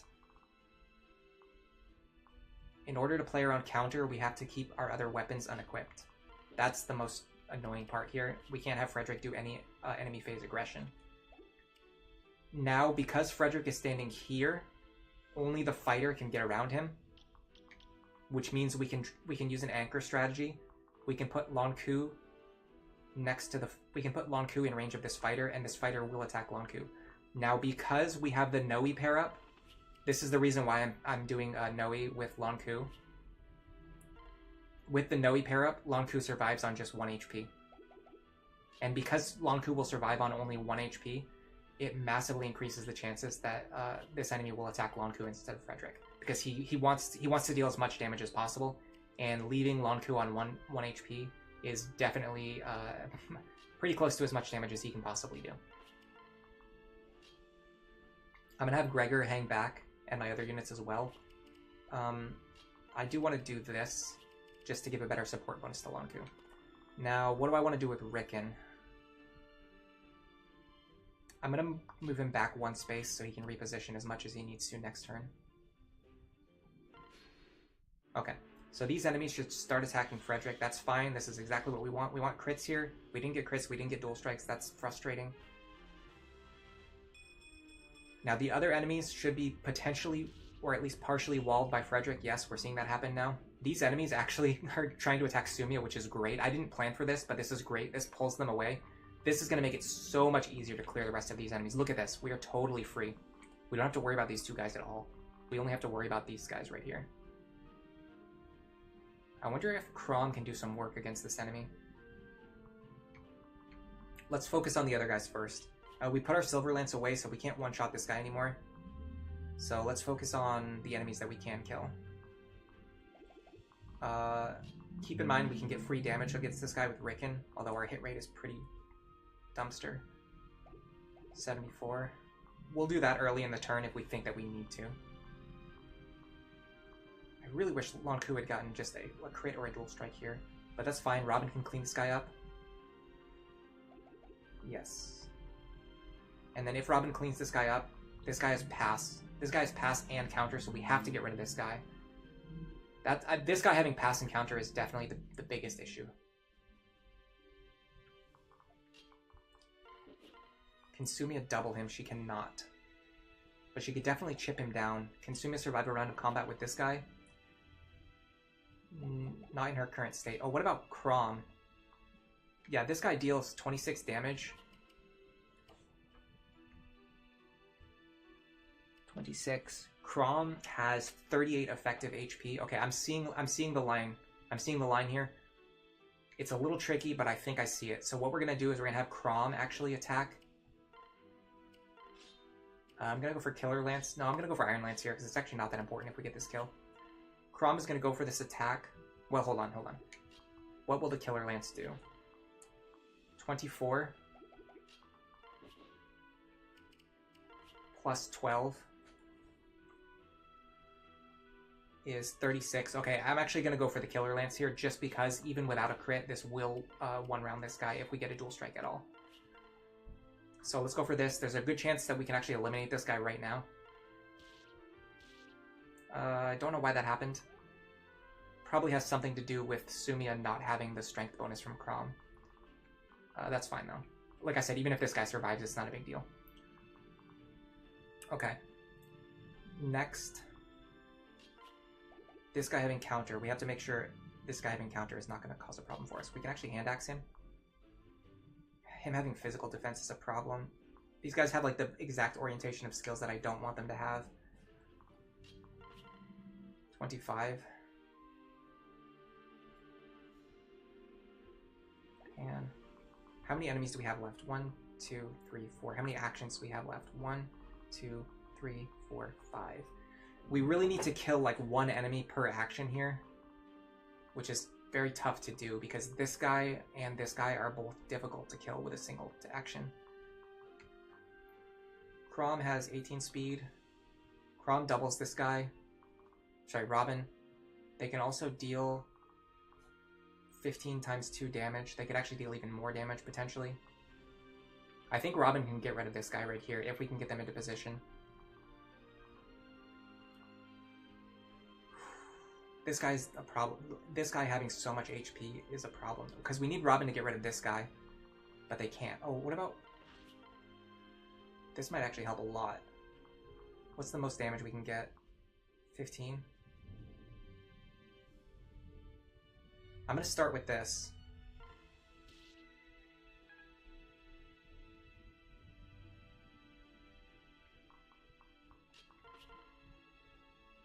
Pan can now kill this guy, which she could not do before. What about Gregor? Okay, Gregor can't do anything other than pair up with Pan, so let's just have him pair up with Pan. Can Gregor get a better matchup? Gregor can almost one-shot this guy. If Gregor had one extra point of damage, we could one-shot this guy, which would make this even more consistent. But that's okay, we'll use Pan. Pan gets the kill here. She always survives, and she always gets the kill. Get the kill. Okay. Now we have 3 actions to kill 3 enemies, which is a problem, because we cannot kill all 3 of these enemies with just these 3 actions.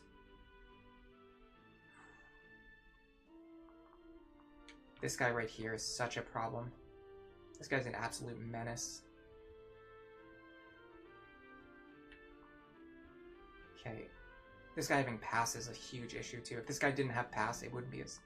If this guy did not have pass, he would not be nearly as dangerous. Because we can body block him. This is the most dangerous turn of the chapter, by the way. This is always the most dangerous turn. Is there any way to get rid of this guy with one shot? I really wish I didn't put my Silver Lance away, but I think even with the Steel Lance, I think I didn't one-shot this guy anyway.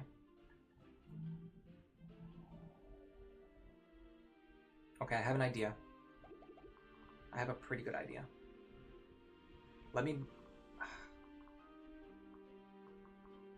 I think I see what I need to do. Steel Lance. We're gonna fish for a dual strike here. If we don't get it, it's okay. We didn't get it, it's okay. Now I want to make sure that Robin kills this guy over here. Not exactly. He doesn't have pass though. So if we fail to kill him, it's not an issue. We can also get the Nowi pair up for extra magic. So here's my plan. I go over here. I take Cordelia. I switch her into the lead. I don't have enough damage because I'm a buffoon.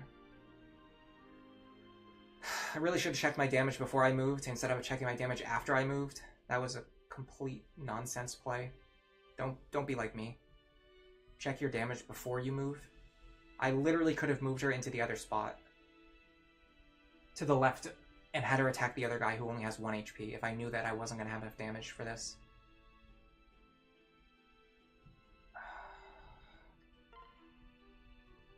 I can't believe we're missing 1 damage. If you kill 2, can everyone survive the last enemy? Yes, but not in the way that is going to work out anymore.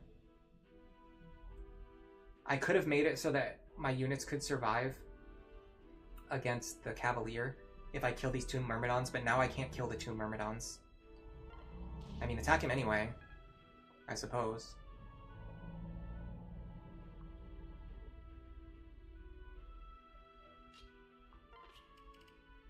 Maybe I can do this. God, these hit rates are awful. Because Robin has to attack this guy, otherwise he kills with counter damage. Hold on. There might be a way to bail me out. I think it has to do with Chrom. I think this guy will prefer to attack Chrom more than he wants to attack anyone else. And if he does that, it will actually save me, because then I won't kill myself with counter damage. So we have to bank on that. Oh my god, even Lonqu's hit rates are trash. Okay, hold on, we might be able to boost the hit rates then. Nope. Hit rates are awful no matter what we do. Okay. Sure. I mean, I guess you just have to go for it. There's nothing else to do. Now, either Lonqu or Nowi can kill this guy. 74 versus 71. I mean, 74 is slightly better. We're on, like, Hail Mary status now. Okay, let's see what this Cavalier does. Oh, he wants to attack Rickon. We're dead. The reason he attacked Rickon is because he saw a kill. Even without counter, he would have killed Rickon. Otherwise, he would prefer to attack a character who can't attack him in return. This is what the streams are like, by the way. They're nowhere near as clean as the videos. Yeah, they really wanted to attack Rickon, unfortunately, because they could kill him. We had that. I messed up with that Cordelia play, so we've had 2 fails so far. Both of them were due to my own misplays. That looks good. This does not look good. Gotta reset. Yeah, we needed Rickon to move into that position to help clear out the enemies, but then because he was in that position, he ended up being in danger, so it was like a double-edged sword. But if I didn't make that misplay on Cordelia, we could have won from that position easily. That was an easily like a winnable attempt. This is the worst configuration on this guy. We're not going to do this. I'm going to use the defense tonic on Lonqu though. I'm going to use it right now just to make the turn 1 a little bit more consistent. I should still have at least 1 defense tonic left. And they become less valuable the deeper you go into the run, so might as well use it now. Yeah. So this is going to make it so that Lonqu always survives. And we don't need to rely on him dodging the enemy attacks. Save after using the tonic so I don't have to keep using it. We don't want to fight that guy. We're in quick reset mode again. Yeah, so the streams are basically me figuring out through trial and error like which small changes to make on my team, like which small movement and positioning changes to make. God, this guy keeps rolling Pavis. What is he doing? Making misplays and failing due to misplays, unfortunately, and occasionally losing to bad luck. And then once I finish everything, I use my footage from the stream plus all of my footage from when I recorded off stream in order to make videos, and the videos are way more clean. This guy having Aegis is a problem. They keep getting the exact skills. Like if those were switched, like if this guy had Pavis and the other guy had Aegis, it wouldn't matter. I'm just getting unlucky with enemy skill distribution. Okay. Good. Oh my god, Pavis again. Which Fire Emblem games have you played before? I've played pretty much all of them except for Engage. I haven't beaten all of them though. There's some games that I only played like less than others.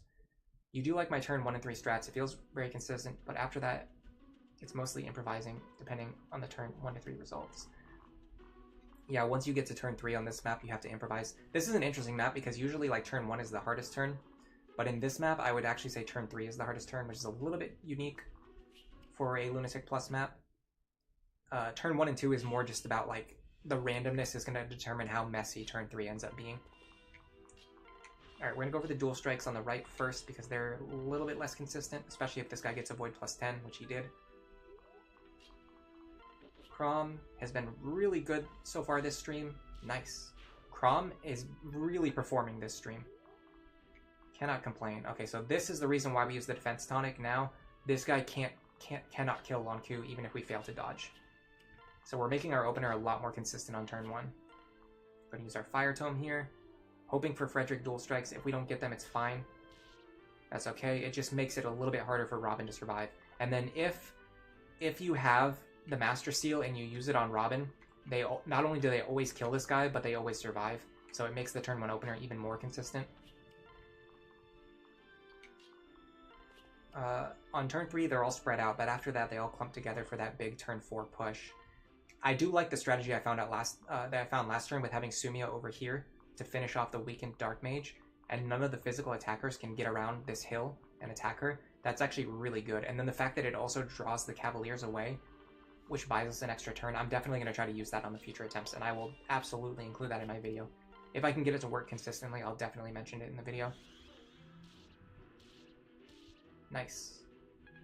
I like how we gave Lonqu the defense tonic, he just dodges anyway. Okay, now Robin's in a little bit of danger. We really need to dodge some attacks here. That dodge helps. I think we're safe now. I think we're 100% safe now. Cordelia, putting in some work. Yeah, I think we're safe even if that hits us.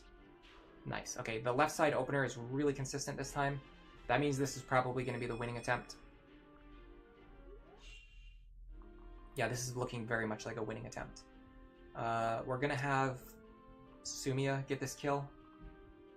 Let's deal with this guy first. Okay, this guy moved into a different position. which is actually good because it's going to allow us to put Frederick here if we need to. He doesn't have counter this time, so this is good. Okay, so we're going to do this. Frederick to Rickon, Robin to Maribel, pass Frederick to Cordelia. Rickon can wait here. Cordelia is going to move in. Frederick is going to attack. Iron Axe is 34, so if we get a dual strike, we kill here. I think Luna guarantees the kill as well, yeah.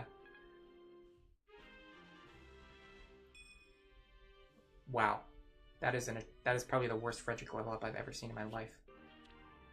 I'm going to keep the Silver Lance this time. Actually, what I want to keep is I don't need the Steel Sword for anything, so I'm going to send that to the convoy. I want to keep both lances in case I need to fight Myrmidons. I might be able to guarantee like better ranges against them. Okay.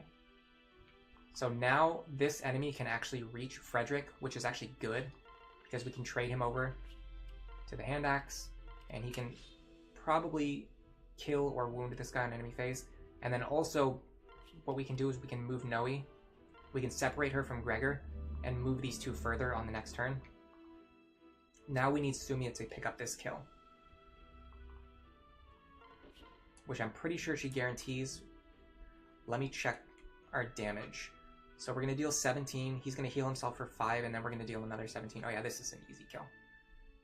In that case, let me see where I want her to stand. I might want her closer to the center. Yeah, that was like the absolute minimum possible level up. There's a lot of AI manipulation you can do with flying in the desert, luring enemies. Yeah, I'm definitely seeing that on this attempt. It's making me appreciate the flyer utility on this map. All right. I'm thinking of using the Killer Lance so that Sumia doesn't take any damage, so that she can fight better on the next turn. However, I'm gonna go for the Iron Lance because it's a better long-term play. Okay, we got a crit anyway, even with the Iron Lance, so we conserved a Killer Lance charge, and we also got a slight chance to let Chrom get a point of weapon experience. He didn't get it, but it was a chance. Yeah, we always survive on 1 because of the defense tonic. Now what we can do is we can just fight this guy with the Iron Sword on enemy phase and kill him then. Next thing I'm going to do is I'm going to get Maribel and Robin close to the center. This is a much better center opener. Now you can see we actually have all of our units together. Everyone is just like ready to contribute. Oh, and we got the Cordelia dual strike too. This is a perfect opener. Look how much safer this is. There's so much less pressure coming at us. All we need to do is get rid of this one Dark Mage. And there's a really good chance that Sumia can just do that right now. Can she take 2 attacks from him? She actually can't. Do I want to risk it? I want to, but I don't know if I should. What are the odds of getting a dual strike on 2 chances of 61%?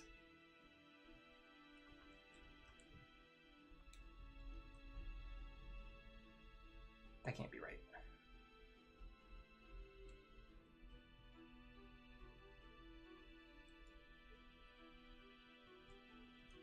Okay, even if this wasn't dual RN, this is 84% likely to work.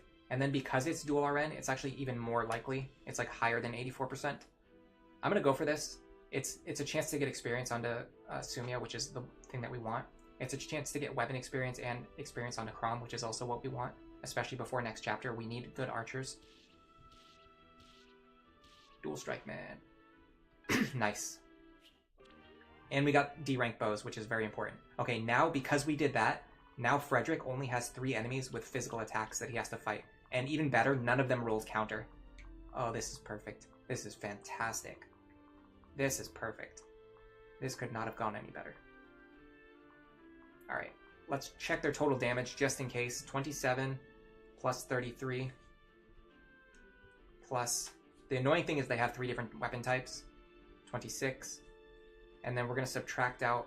So that's 86. We're going to subtract out 19 minus 9, because one of them has Luna. They can deal 39 damage if all of their attacks hit, and one of them has guaranteed accuracy, so I actually don't want to fight all three of them. I want to fight just these two, which is also good because we can keep an axe equipped. So we want to be 1, 2, 3, 4, 5. We want to be right here with an axe equipped. And we're going to trade with Cordelia to get her vulnerary and use that so we don't waste the concoction charge. Economy is very important if you're doing a no grind run, which I am. Okay, this guy has passed, but I don't think he can actually get through Frederick. He uses 1, 2, 3, 4, 5, 6 of his movement. Yeah, none of these guys can actually get past Frederick. I wonder if we can get to this square. We can't. Okay, this is okay. We're gonna do this. I'm actually gonna move him even further back, just in case we need to reposition next turn. Okay, hold on. We can actually bait someone into this square, which can actually be Lonqu, which is the #1 unit that we want to train right now. So I'm gonna do this. Meridel here. You have to do it in a weird way, though. Pair up with Robin. I don't like having to do this because I want Robin to be closer to the action. Then you go like this.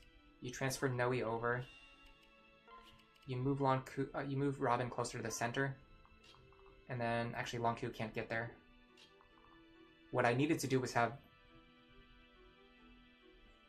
I'm not sure, actually. I don't think there was a way for me to fix that. Maybe I could have had Pan move over here and pass Lonqu to Nowi. Yeah, I messed that up.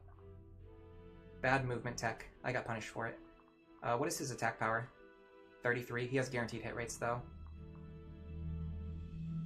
33 minus 9 is 24. Oh, hold on. 33 minus 11 is 22. He still one-shots me? Even with the defense tonic? That's absolutely nuts. How does that happen? He must have more attack power than the other one up here. That's crazy. Alright, well, we're gonna have to let Frederick fight those guys because I messed up my movement tech. I'm gonna put Rickon back here. And let's see how things go. Okay, we kept that guy alive. Interesting. I did not expect that to happen. I thought they were both going to attack Frederick, but I guess he blocked the only tile. He should have moved here first, and then this guy should have moved here, but they didn't do it for some reason. And these three all have counter, which is a little tricky. I can definitely pull this guy away. Can I fight him even with counter?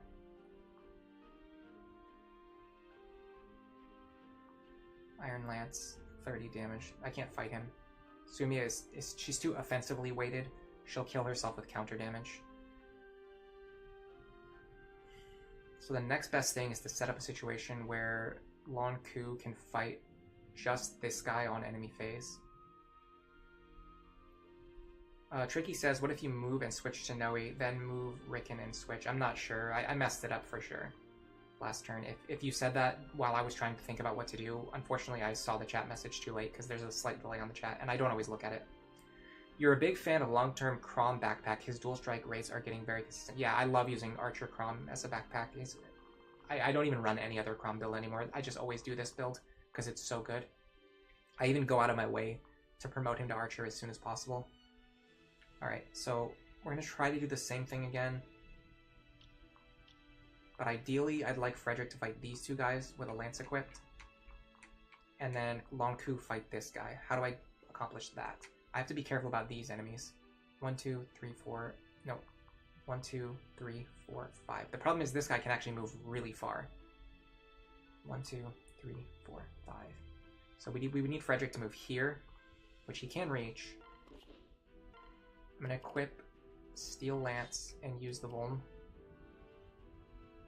I feel okay about this. I don't feel great about it, but I feel okay. We need to get her out of here. Let's move Gregor back again. Well, let's pair him up with Pan. We're only repositioning this turn anyway, so we can start pairing up units.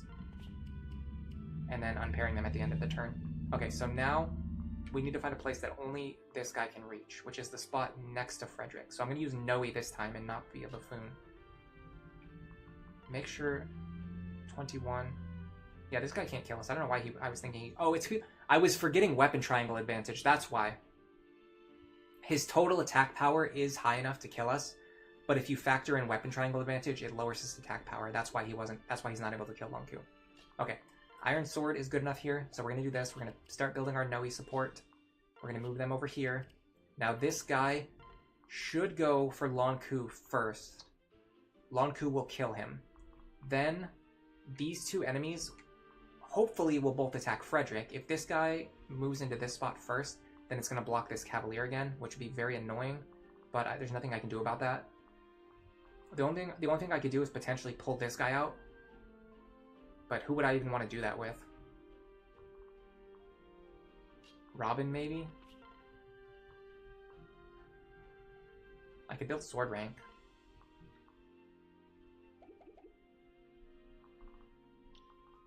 This square can only be reached by the sword master. I'll do it. Go here.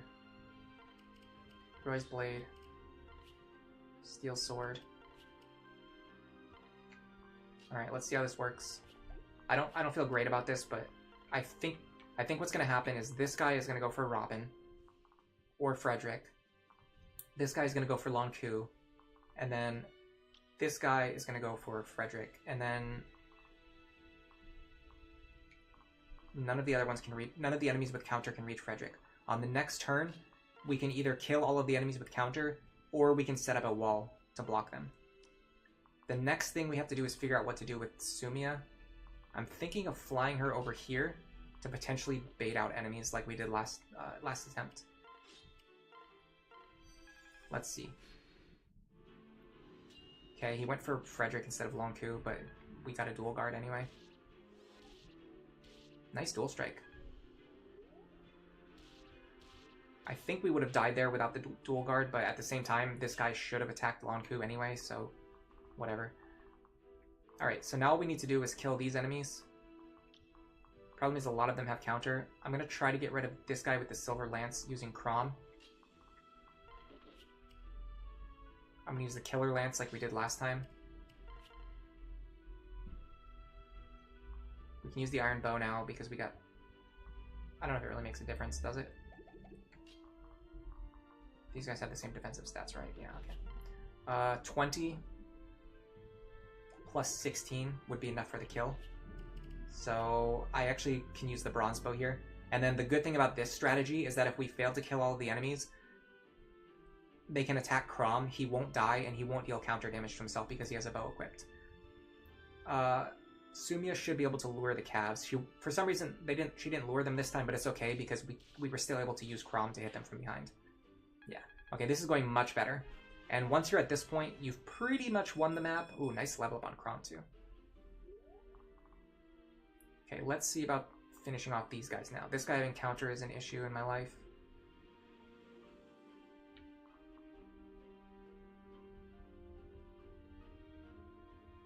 Now I believe he cuts Dragonstone damage in half. Yes, he does. I could use Lonqu with the Levin sword to chip him down, and then Frederick to finish him off. Problem is I need somebody who can finish off this guy, which I think is actually Robin. 18 plus 18 is 36. Yeah, I have a guaranteed kill with Robin here. So worst case scenario, Robin can always bail me out and finish off this guy. So all I need to do is figure out a way to clear out these two enemies right here. One way I see to do that is to use Frederick and Cordelia. Can Cordelia one-shot this guy? She can. Her hit rate is not the best, though. Is the Iron Lance enough? Yes, and it's more accurate.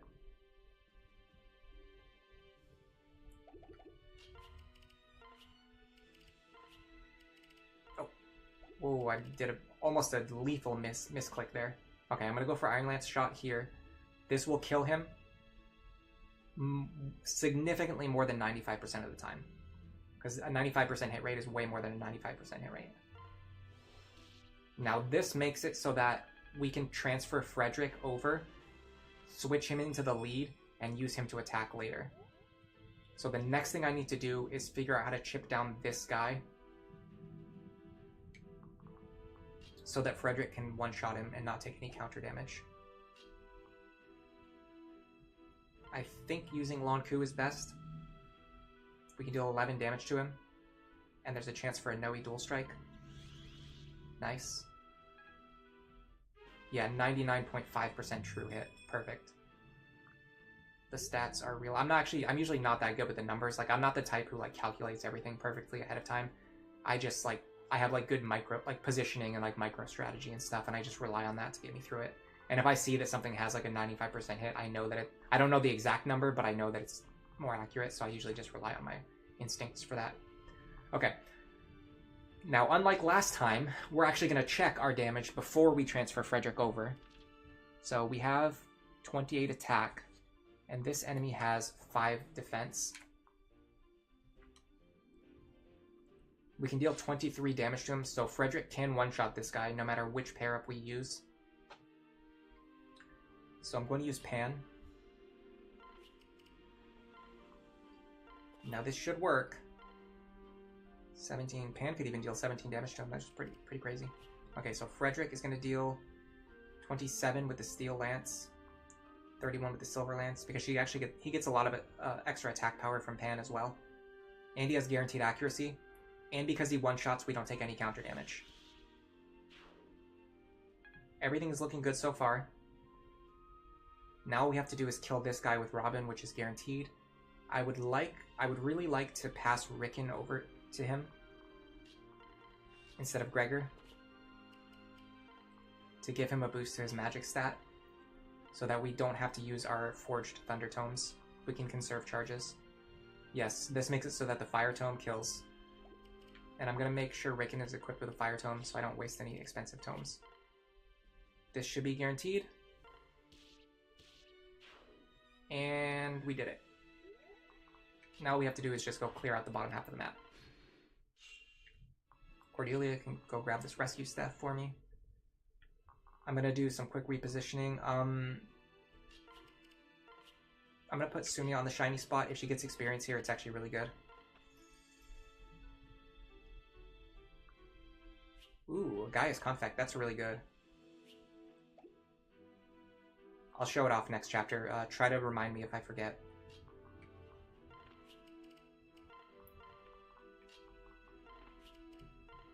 Okay, let's do some quick movement tech.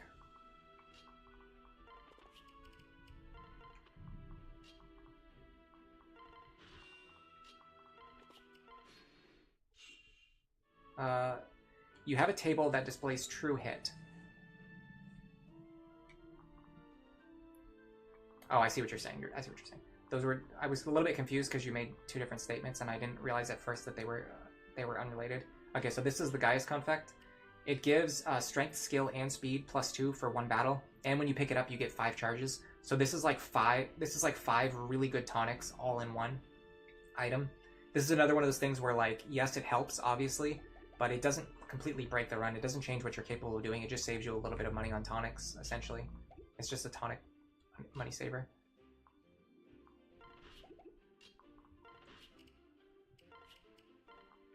Slowly getting everyone over here into position. I want to heal Sumia, so let me do this. Get some good experience on the Maribel while we're at it. Okay, so the first thing I want to show you over here. Let me wait till I get all my positions in position. All my units in position first. You're going to be back later. Good luck. All right. I will see you soon. The map might already be done by the time you get back. We really have... We're pretty much in the final stretch. There's 2 really cool tricks I want to show off, though, and they have to do with the methods you can use to draw out these enemies with the linked AI. So let me take a little bit of extra time to just heal everybody up.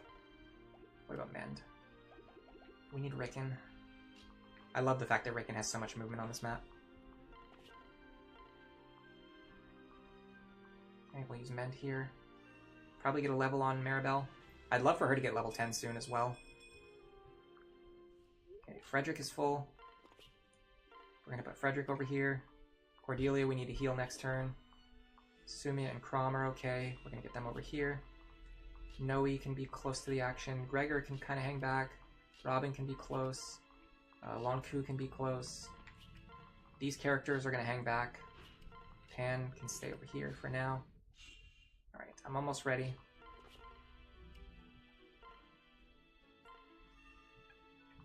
Alright. I move these two here. Now we're going to start getting our other units into close positions.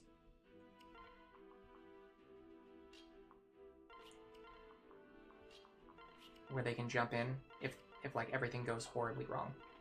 It probably won't, but sometimes it will. Keep these two away.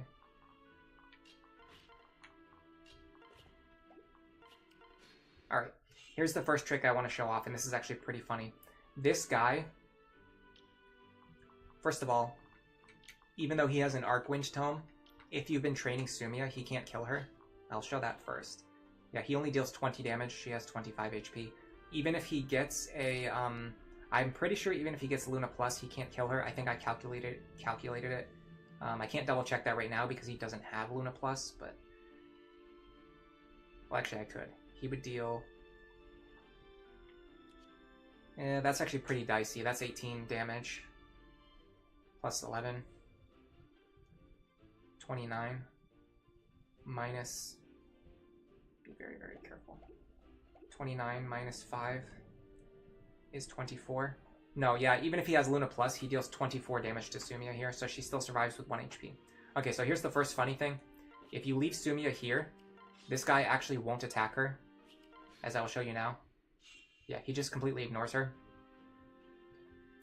So the next thing to do is to check, like, your characters. Is there a spot where Chrom can stand? There's not. Okay, Chrom is going to deal... Okay, hold on, this is a little bit annoying. I have to do this. Move him here. Okay, so Chrom has 18 attack, and this guy has 6 defense. Dark Mages are bulky, by the way. Chrom will deal an extra 12 damage here. 14 plus 12 is 40. So if we get even 1 dual strike here, we always kill this guy. If not, what you can do is have Cordelia fly in with Frederick to block this space and kill this guy here while keeping Frederick in the lead. So we're gonna... Actually, we can keep them right here. They don't need to go any further than this. Okay, so we're gonna do this. So with enemies that have linked AI like this, what you can do is you can either... You don't even have to use a risky opener like the one I'm doing, but you can do a strategy where you attack one of them, and then this causes the other ones to start moving on enemy phase. Whereas, like, right now, if I end my turn, they won't move, even though I'm in their range. So let's start by attacking this guy. We want 1 Chrom dual strike. If we don't get it, we have many, many methods to recover. Also, if Sumia dodges his attack, you can just leave her here for another turn. Okay, so we got the dodge. Now, because we attack that guy, this guy will start moving. So what I'm going to do is I'm going to put Lonqu at the edge of his range. Let me make sure Lonqu can survive. 33. Minus 11. Yes, Lonqu survives. We're going to use Iron Sword charges here. We don't really need crits. We don't need to kill him fast. We just need to kill him, like, ever. Like, period. We just need to eventually kill him. I'm going to start building Lonqu and Robin support, since I know Lonqu is going to be a long-term member of the group. And what I'd like to do is get Sumia up to level... last time I did this, I was able to get Sumia up to level 10 before I got here, but I just didn't get as much experience on her because the fight turned out differently. This should be okay. We'll just end... let's move Raken closer, just in case. So now they'll move into Lonqu. I'd like to get Sumia this kill if possible. Doesn't seem likely, though. I'd have to use my last 2 Javelin charges, too, which I also don't love. Actually, it's guaranteed, so let's do it. Let's get the Javelin with more charges. Dual Strike is even better. We're just giving free experience to Chrom. Okay, we need 1 more level before we promote. I'm not sure why I wasn't able to get it this time. I think it's just because the enemy patterns turned out different from my last clear. I think this is the Master Seal. Yes, so if you get Sumia to level 10 before you get here, you can promote her right away. Otherwise, we're going to have to fight this group first and get her to level 10 first. Okay, let's start healing everyone back up again.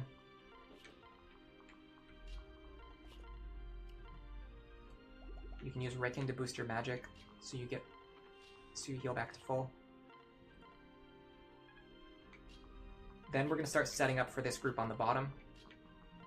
What we want to do is we want to trigger their aggression on a turn where we have units standing in range of each enemy, depending on who we want to fight. Because there's a weird thing with these enemies where they won't actually move out and attack you. If you're just like, if I'm just standing in this guy's range, he won't attack me, which is obviously a problem because it means you could have one character here to block this guy. You could have one character here to block this guy, but the problem is they won't move. They'll just ignore you. But what you can do is you can use a setup that triggers their aggressive AI, and on that turn, you can have characters in range of the right enemies to match up against them. So we're going to start setting up for that. So first, I want to look at these guys. Excuse me.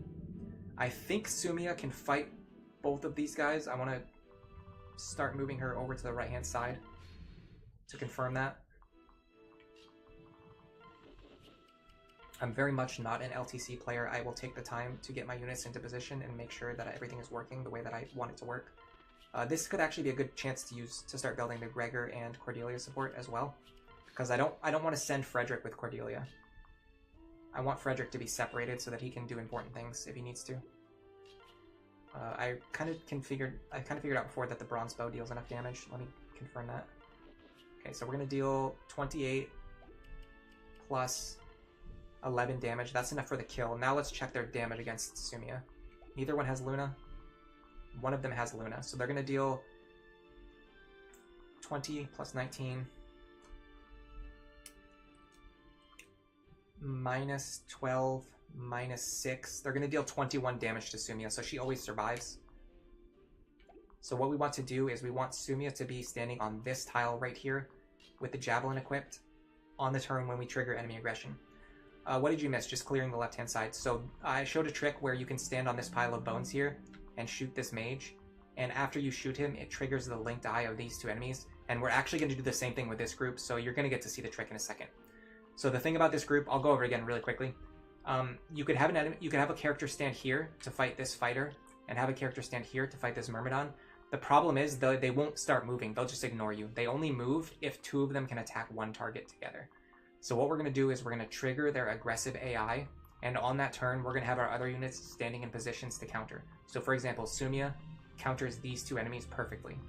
So we're going to move her into their range, and then we're going to trigger the enemy aggression AI. And I'll show you in a second how I'm going to do that. The next thing I want to do though is figure out who's going to fight this guy. And actually who's going to fight this guy. So this guy, we can fight with Lonqu, because he's going to be wounded. So let's set that up.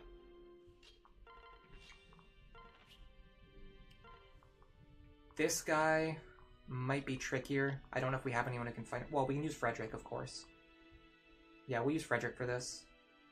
So we want Frederick down here, and I guess we'll have them paired up with Robin.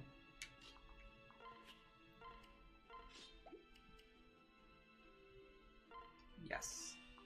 And then these characters back here are going to be waiting. If everything goes horribly wrong, I can use these characters to transport the rest of my army and have them back up. Linked AI. Is it safer from the rightmost spot to lure a mage, or you want to lure both? Yeah, you can do that. If you're not capable of fighting both mages, you can fight one from over here. But I'm going to show you now why my strategy is really, really good. So the first thing we're going to do, we're going to check our matchup against this guy. Gregor, if he dual strikes, will hit for 16, which is incredible, by the way. Cordelia is going to hit him for about 10 damage, which is pretty pathetic. 10 plus 16 is not enough for the kill. So we have to figure out if Lonqu can survive fighting this guy with counter damage, or if we need to rely on a killing edge crit, or if we can just ignore this guy for one turn, which actually might be the play. So Lonqu is going to deal 16 damage to him. Yeah, there's no way we kill this guy with Lonqu. Okay. We're not gonna use Lonqu here because he can't fight this guy safely. Well, we'll see how much damage we deal first. Dual strike, dual strike, dual strike. Nice. Okay, 18. Okay, this might be worth fighting now. With the Killing Edge, we deal 20 damage. Minus 6 is only 14 damage, so no, we would kill ourselves with counter. So we're going to leave this guy alive for 1 turn. So now that we hit this guy, the enemy aggressive AI is triggered. Now all 5 of these enemies are going to start moving. Now, on the turn when they start moving, we're going to counter them with... this is bad, this guy's counter. Why did I not notice that before? Okay, hold on. We're going to counter them with Sumia, for sure. Sumia can definitely fight these guys. So let's do that first. Let's get that out of the way. Next, we're going to... This guy, Lonqu's not ready to fight him because we didn't deal enough damage to him. This guy, I'm pretty sure Frederick can fight him. We just have to do the math. So he's going to deal 27 minus 20 damage to us. He's going to deal 7 damage to us. We're going to be on 30 HP. We're going to hit him for 31 minus 5. We're going to hit him for 26, and then we're going to hit ourselves for 26. We're going to be alive on 4 HP. Then we're going to hit him for another 26, which is going to kill him. Yeah, we survive here, even with counter. This is a good example of using the HP stat to play around counter. I'm even going to put Pen next to myself to increase my support rank bonus. Okay, this should be guaranteed safe. I really wish I could have done something with Lonqu and Nowi, but I don't think we can. I think we have to be careful here. Okay. Sumia, guaranteed to survive. Even if that attack hit her, she would still be safe. We calculated she survives on 4 HP. Okay, we hit ourselves for 27. We don't double the guy, but that's okay. That just means either way we don't kill ourselves with counter damage. Okay. So the configuration is a little more ugly than we wanted. Ideally, you want to do a setup where you kill these 3 enemies. Well, you could kill all 5 of these enemies. All 4 of these enemies. But unfortunately, we only killed 1 of them, so we have 4 enemies now that we have to clear up. Instead of only 1 enemy. This guy even Killing Edge is not an issue. Okay, I think Cordelia can take this guy. Can we give her really good accuracy? 98% is good on true hit. Let's have Cordelia do this first. Just to get this guy out of the way. Okay. Next is this guy. Though I'm a little worried about the Killing Edge here. I don't think we can get a one-shot. Even with the Silver Lance. No, we can't. We can chip him, though. But then we have to worry about this guy.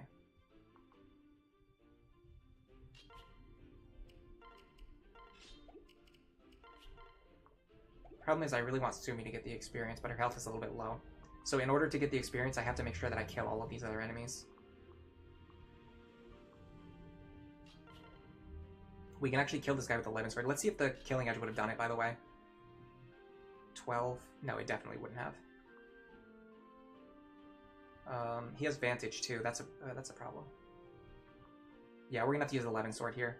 So let's use Nowi. One good thing about the Nowi Lonqu pair-up is that she gives him bonus magic, which actually makes his 11 sword even stronger.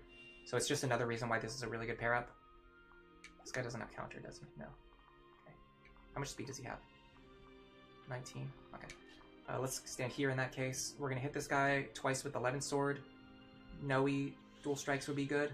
They're not mandatory. Okay. I want to get more experience on Sumia, though. Well, she can get experience for killing this guy. I think what I do here is Robin.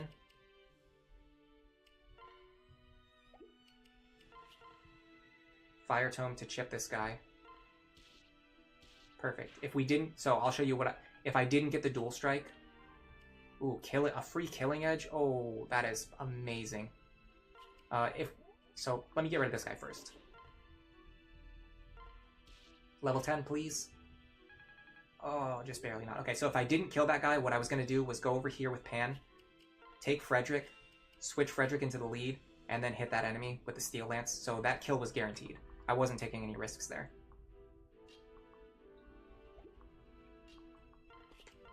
What we can do is we can have Sumia gain some experience while fighting the boss, and then promote.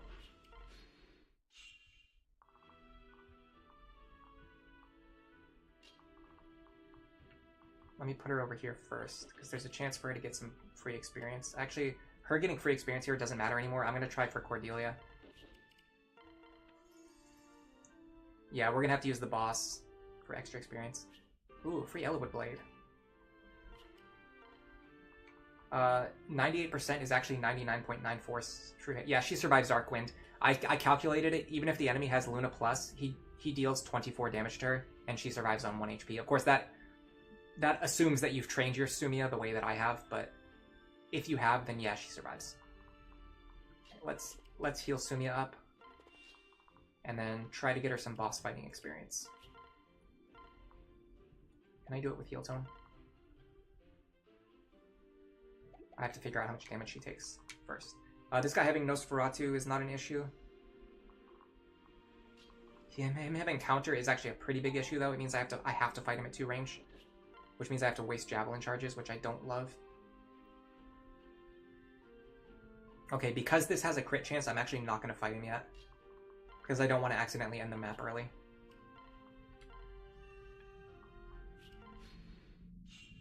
You didn't really bother with training Sumia since you plan to have Cordelia, who is also level 7 when you started this map. Yeah.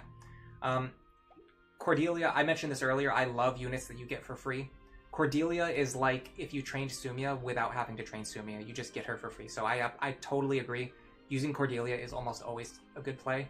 It's just in some cases, like for this run in particular, I'm planning to use Sumia. So I'm just going to use Sumia and Cordelia. You can just use them both. Okay, so next thing I need to do is go grab this item here. This is my second seal. Funny enough, I've actually started to care less and less about second seals because the way that experience decay works in this game is very strange. I won't explain it in full right now. I might talk about it in a future video, but second seal use is actually extremely punishing. And for that reason, I kind of mostly prefer just using Master Seals, and like characters like Gregor and Sumia and Lonqu and Gvaik, who promote directly into like really good classes, are very strong because Master Seals are so much better than second seals in this game. Okay, so we actually don't want a high crit chance, so I'm actually going to stand away from my other units so I don't get a support bonus here. I'm going to unequip Chrom's weapons so that I don't accidentally dual strike. And I'm hoping to not crit here. I just want to injure this guy and then... gain a little bit of experience so that Sumia will level up. I think. If she doesn't level up here, then I'm going to be a little bit frustrated. Let's use a heal here. And then we'll set up... I want to potentially give Lonqu the kill. Because if Lonqu gets this kill, he can also potentially get to level 10. If I can get Sumia and Lonqu to level 10 for next chapter, it's going to be awesome. Okay, let's see how this goes. Dodge, hit, hit. Level 10. Oh god, this sucks. This means I can't give the kill to Lonqu.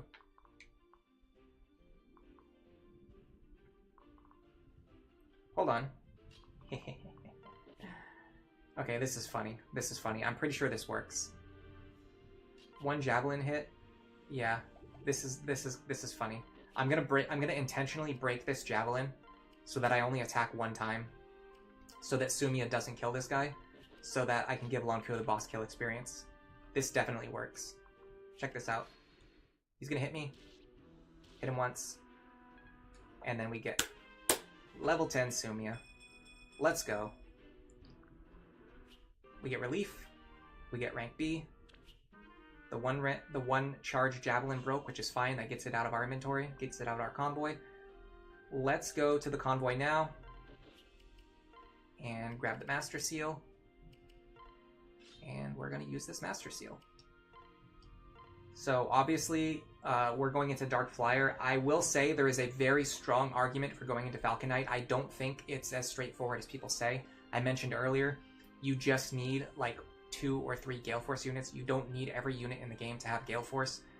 Going into Falcon Knight early gives you access to rally speed very early in the game. Falcon Knight is a better combat class, especially for Sumia and Cordelia, who both have more strength than magic, they will have better combat in the Falcon Knight class.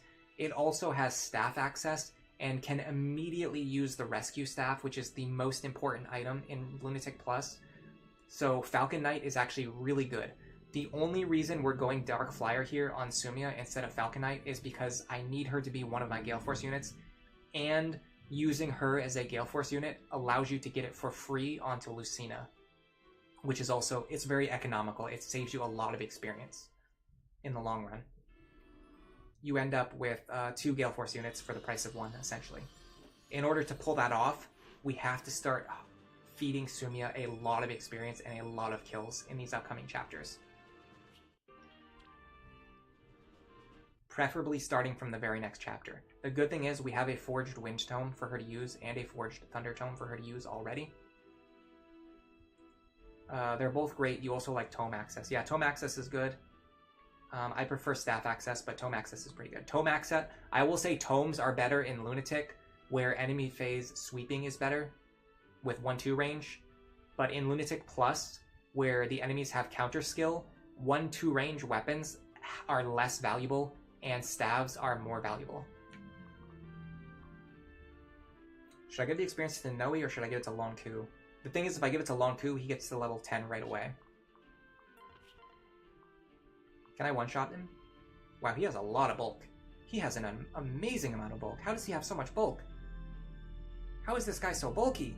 This is crazy. This is unbelievable.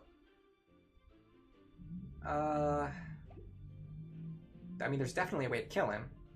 It's like blowing my mind. Let me access the convoy. How much might does the Killing Edge have? 9?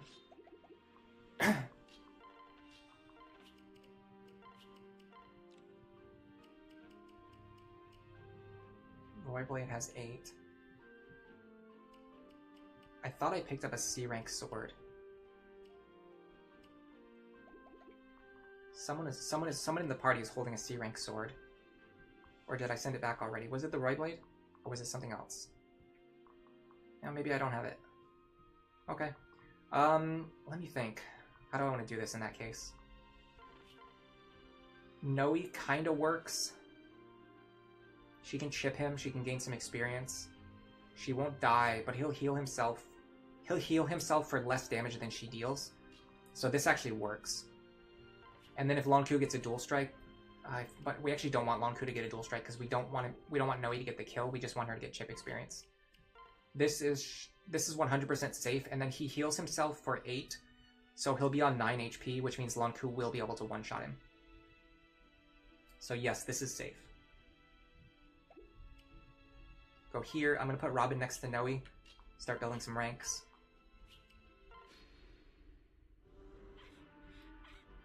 I don't want to use the strength pair up. I don't know.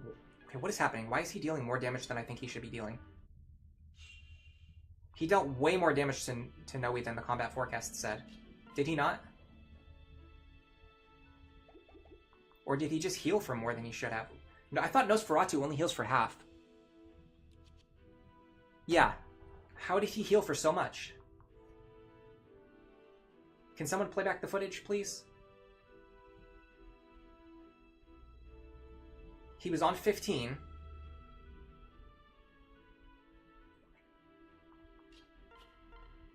Oh, it's because this blocks Dragonstone damage, that's why. Nowi dealt less damage than I thought she was going to do.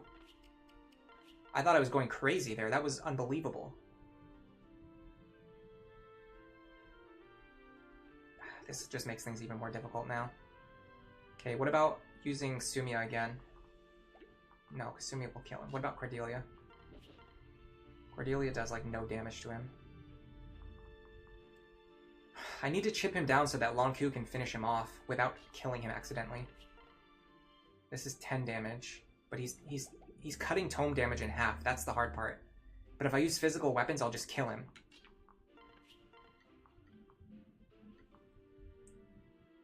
Like, he's always going to heal for more damage than I'm dealing to him.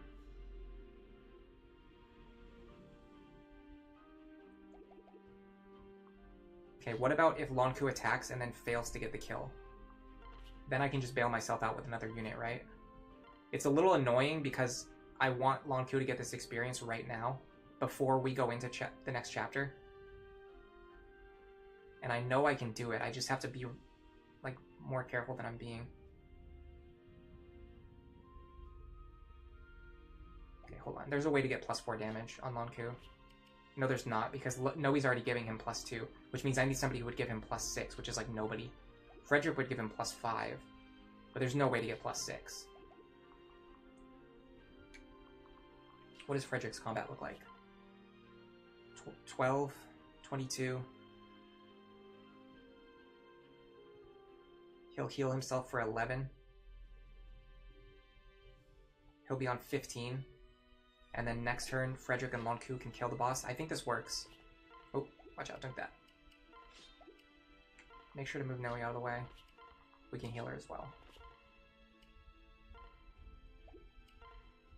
I'm gonna use just...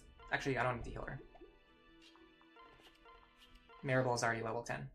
Okay. Now he's on 15. Lonqu deals 12, so we need an extra 3 damage. So we go like this. Now Lonqu should be able to get the kill. That was a nightmare mess. That was a nightmare scenario. Killing it. No, I don't know why. Why does that not work?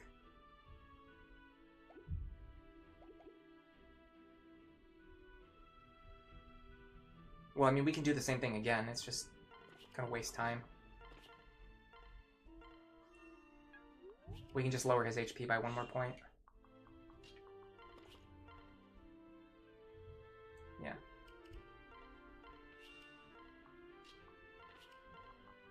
Oh, I have the wrong axe equipped. God! Waste even more time. Hold on. Oh, no. Okay, hold on. He missed us, thankfully. Yeah, okay, so we're going to do the same thing again. This is going to set him down to 14. Yes. Now Lonqu can get the kill. That was a weird situation. Alright, sorry for the sandbagging. It's very important to me that Lonqu hits level 10 for the next chapter. Killing Edge, kills here.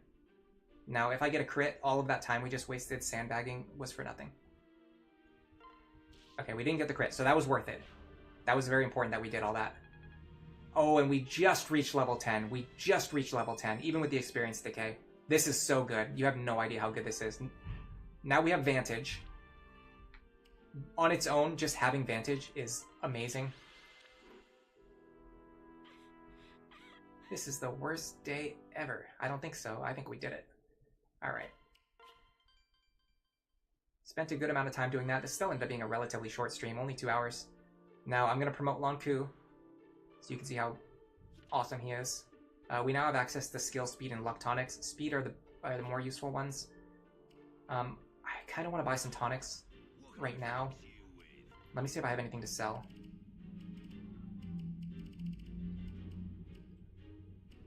It's a little tricky. It's a little bit tricky. You could sell a secret book. I'm going to buy 2 speed tonics, just in case I need them later. Skill and luck tonics aren't that important, but you want to buy these before an enemy potentially shows up on the map and blocks the shop. Now we have access to a bunch of paralogs that we can potentially use to level up before we go into the next chapter if we need to. That's why I save these paralogs. We can use these to level up Sumia before the next chapter, potentially. I haven't decided yet on the exact route I'm going to do, but we have 3 different chapters to choose from. I'll worry about that for the next stream. Let's see what support ranks we got. We got Robin and Rickon. When most of the time was used to feed Lonqu and Sumia, it really tells how free that map was. Yeah, I wasted a lot of time just feeding. Lonqu and Pan finally got their C support just in time for her to go to the bench. That's nice. Alright, let me check the barracks, and then we're going to promote Lonqu. I like using the barracks. You get like slightly free experience, sometimes free items that are like helpful. They don't really break the game. They just make it so you have a little bit more money to work with. But it's always slightly different, which is kind of fun. They sometimes give like small bonuses that you could just get from using like pair-ups or tonics anyway. And a lot of the times, like half of those we just got nothing from. So the game was designed around you using the barracks, around you using the shiny spots. I say you should just use them. If you don't want to, you don't have to, but I'm going to. Okay. Lonqu. We have 2 promotion paths for this guy. Swordmaster seems very good on the surface, and in Lunatic, Swordmaster is very good. Getting Astra is pretty powerful. It's not reliable, but it's a good like panic button. Assassin seems worse on the surface because lethality is just like worse than Astra in terms of damage output. However, lethality has a very, very important quality. It is the perfect skill to play around counter. Anytime that lethality triggers, the enemy will deal no counter damage to you, and you will instantly defeat them. On top of that, Lonqu typically, if he lands a crit, he kills the enemy with counter and you don't take any damage. So even though these methods aren't guaranteed, we're increasing the number of ways that we can use Lonqu to bail us out. Like if an enemy has counter, we can put Lonqu in the way, and we can kind of bank on him either getting lethality, getting a crit. He'll usually have 2 chances to crit or 2 chances to do lethality. Sometimes he'll dodge the enemy attacks and just leave himself alive if you equip him with like a weaker sword, or if the enemy has a lot of bulk. There's just a lot of reasons why Assassin lethality is much better than Swordmaster Astra in Lunatic Plus. Astra is so much worse on Lunatic Plus. You will hit yourself 5 times with counter damage. It's just devastating. You instantly delete yourself. On top of all that, oh hey Akihiko, thanks for stopping by. And then yes, Tricky has already picked up on what I'm getting to. The number 1 reason Assassin is really, really, really good is because it gets bow access. And melee classes with bow access are really good in Lunatic Plus. For all of the reasons that bows are good, on top of the fact that if I have Lonqu kill an enemy with a killing edge, I can have another unit move close to him and then swap him over to a bow, and then he won't deal counter damage to himself on the next turn. It increases your number of positioning options to play around counter by having units with melee and bow access, because you can always switch them over to the bow later. So that's the reason why we're going with Assassin. And on the next turn, there's a bunch of wyverns, which means we want a unit with bows. He's kind of our Virion replacement, basically.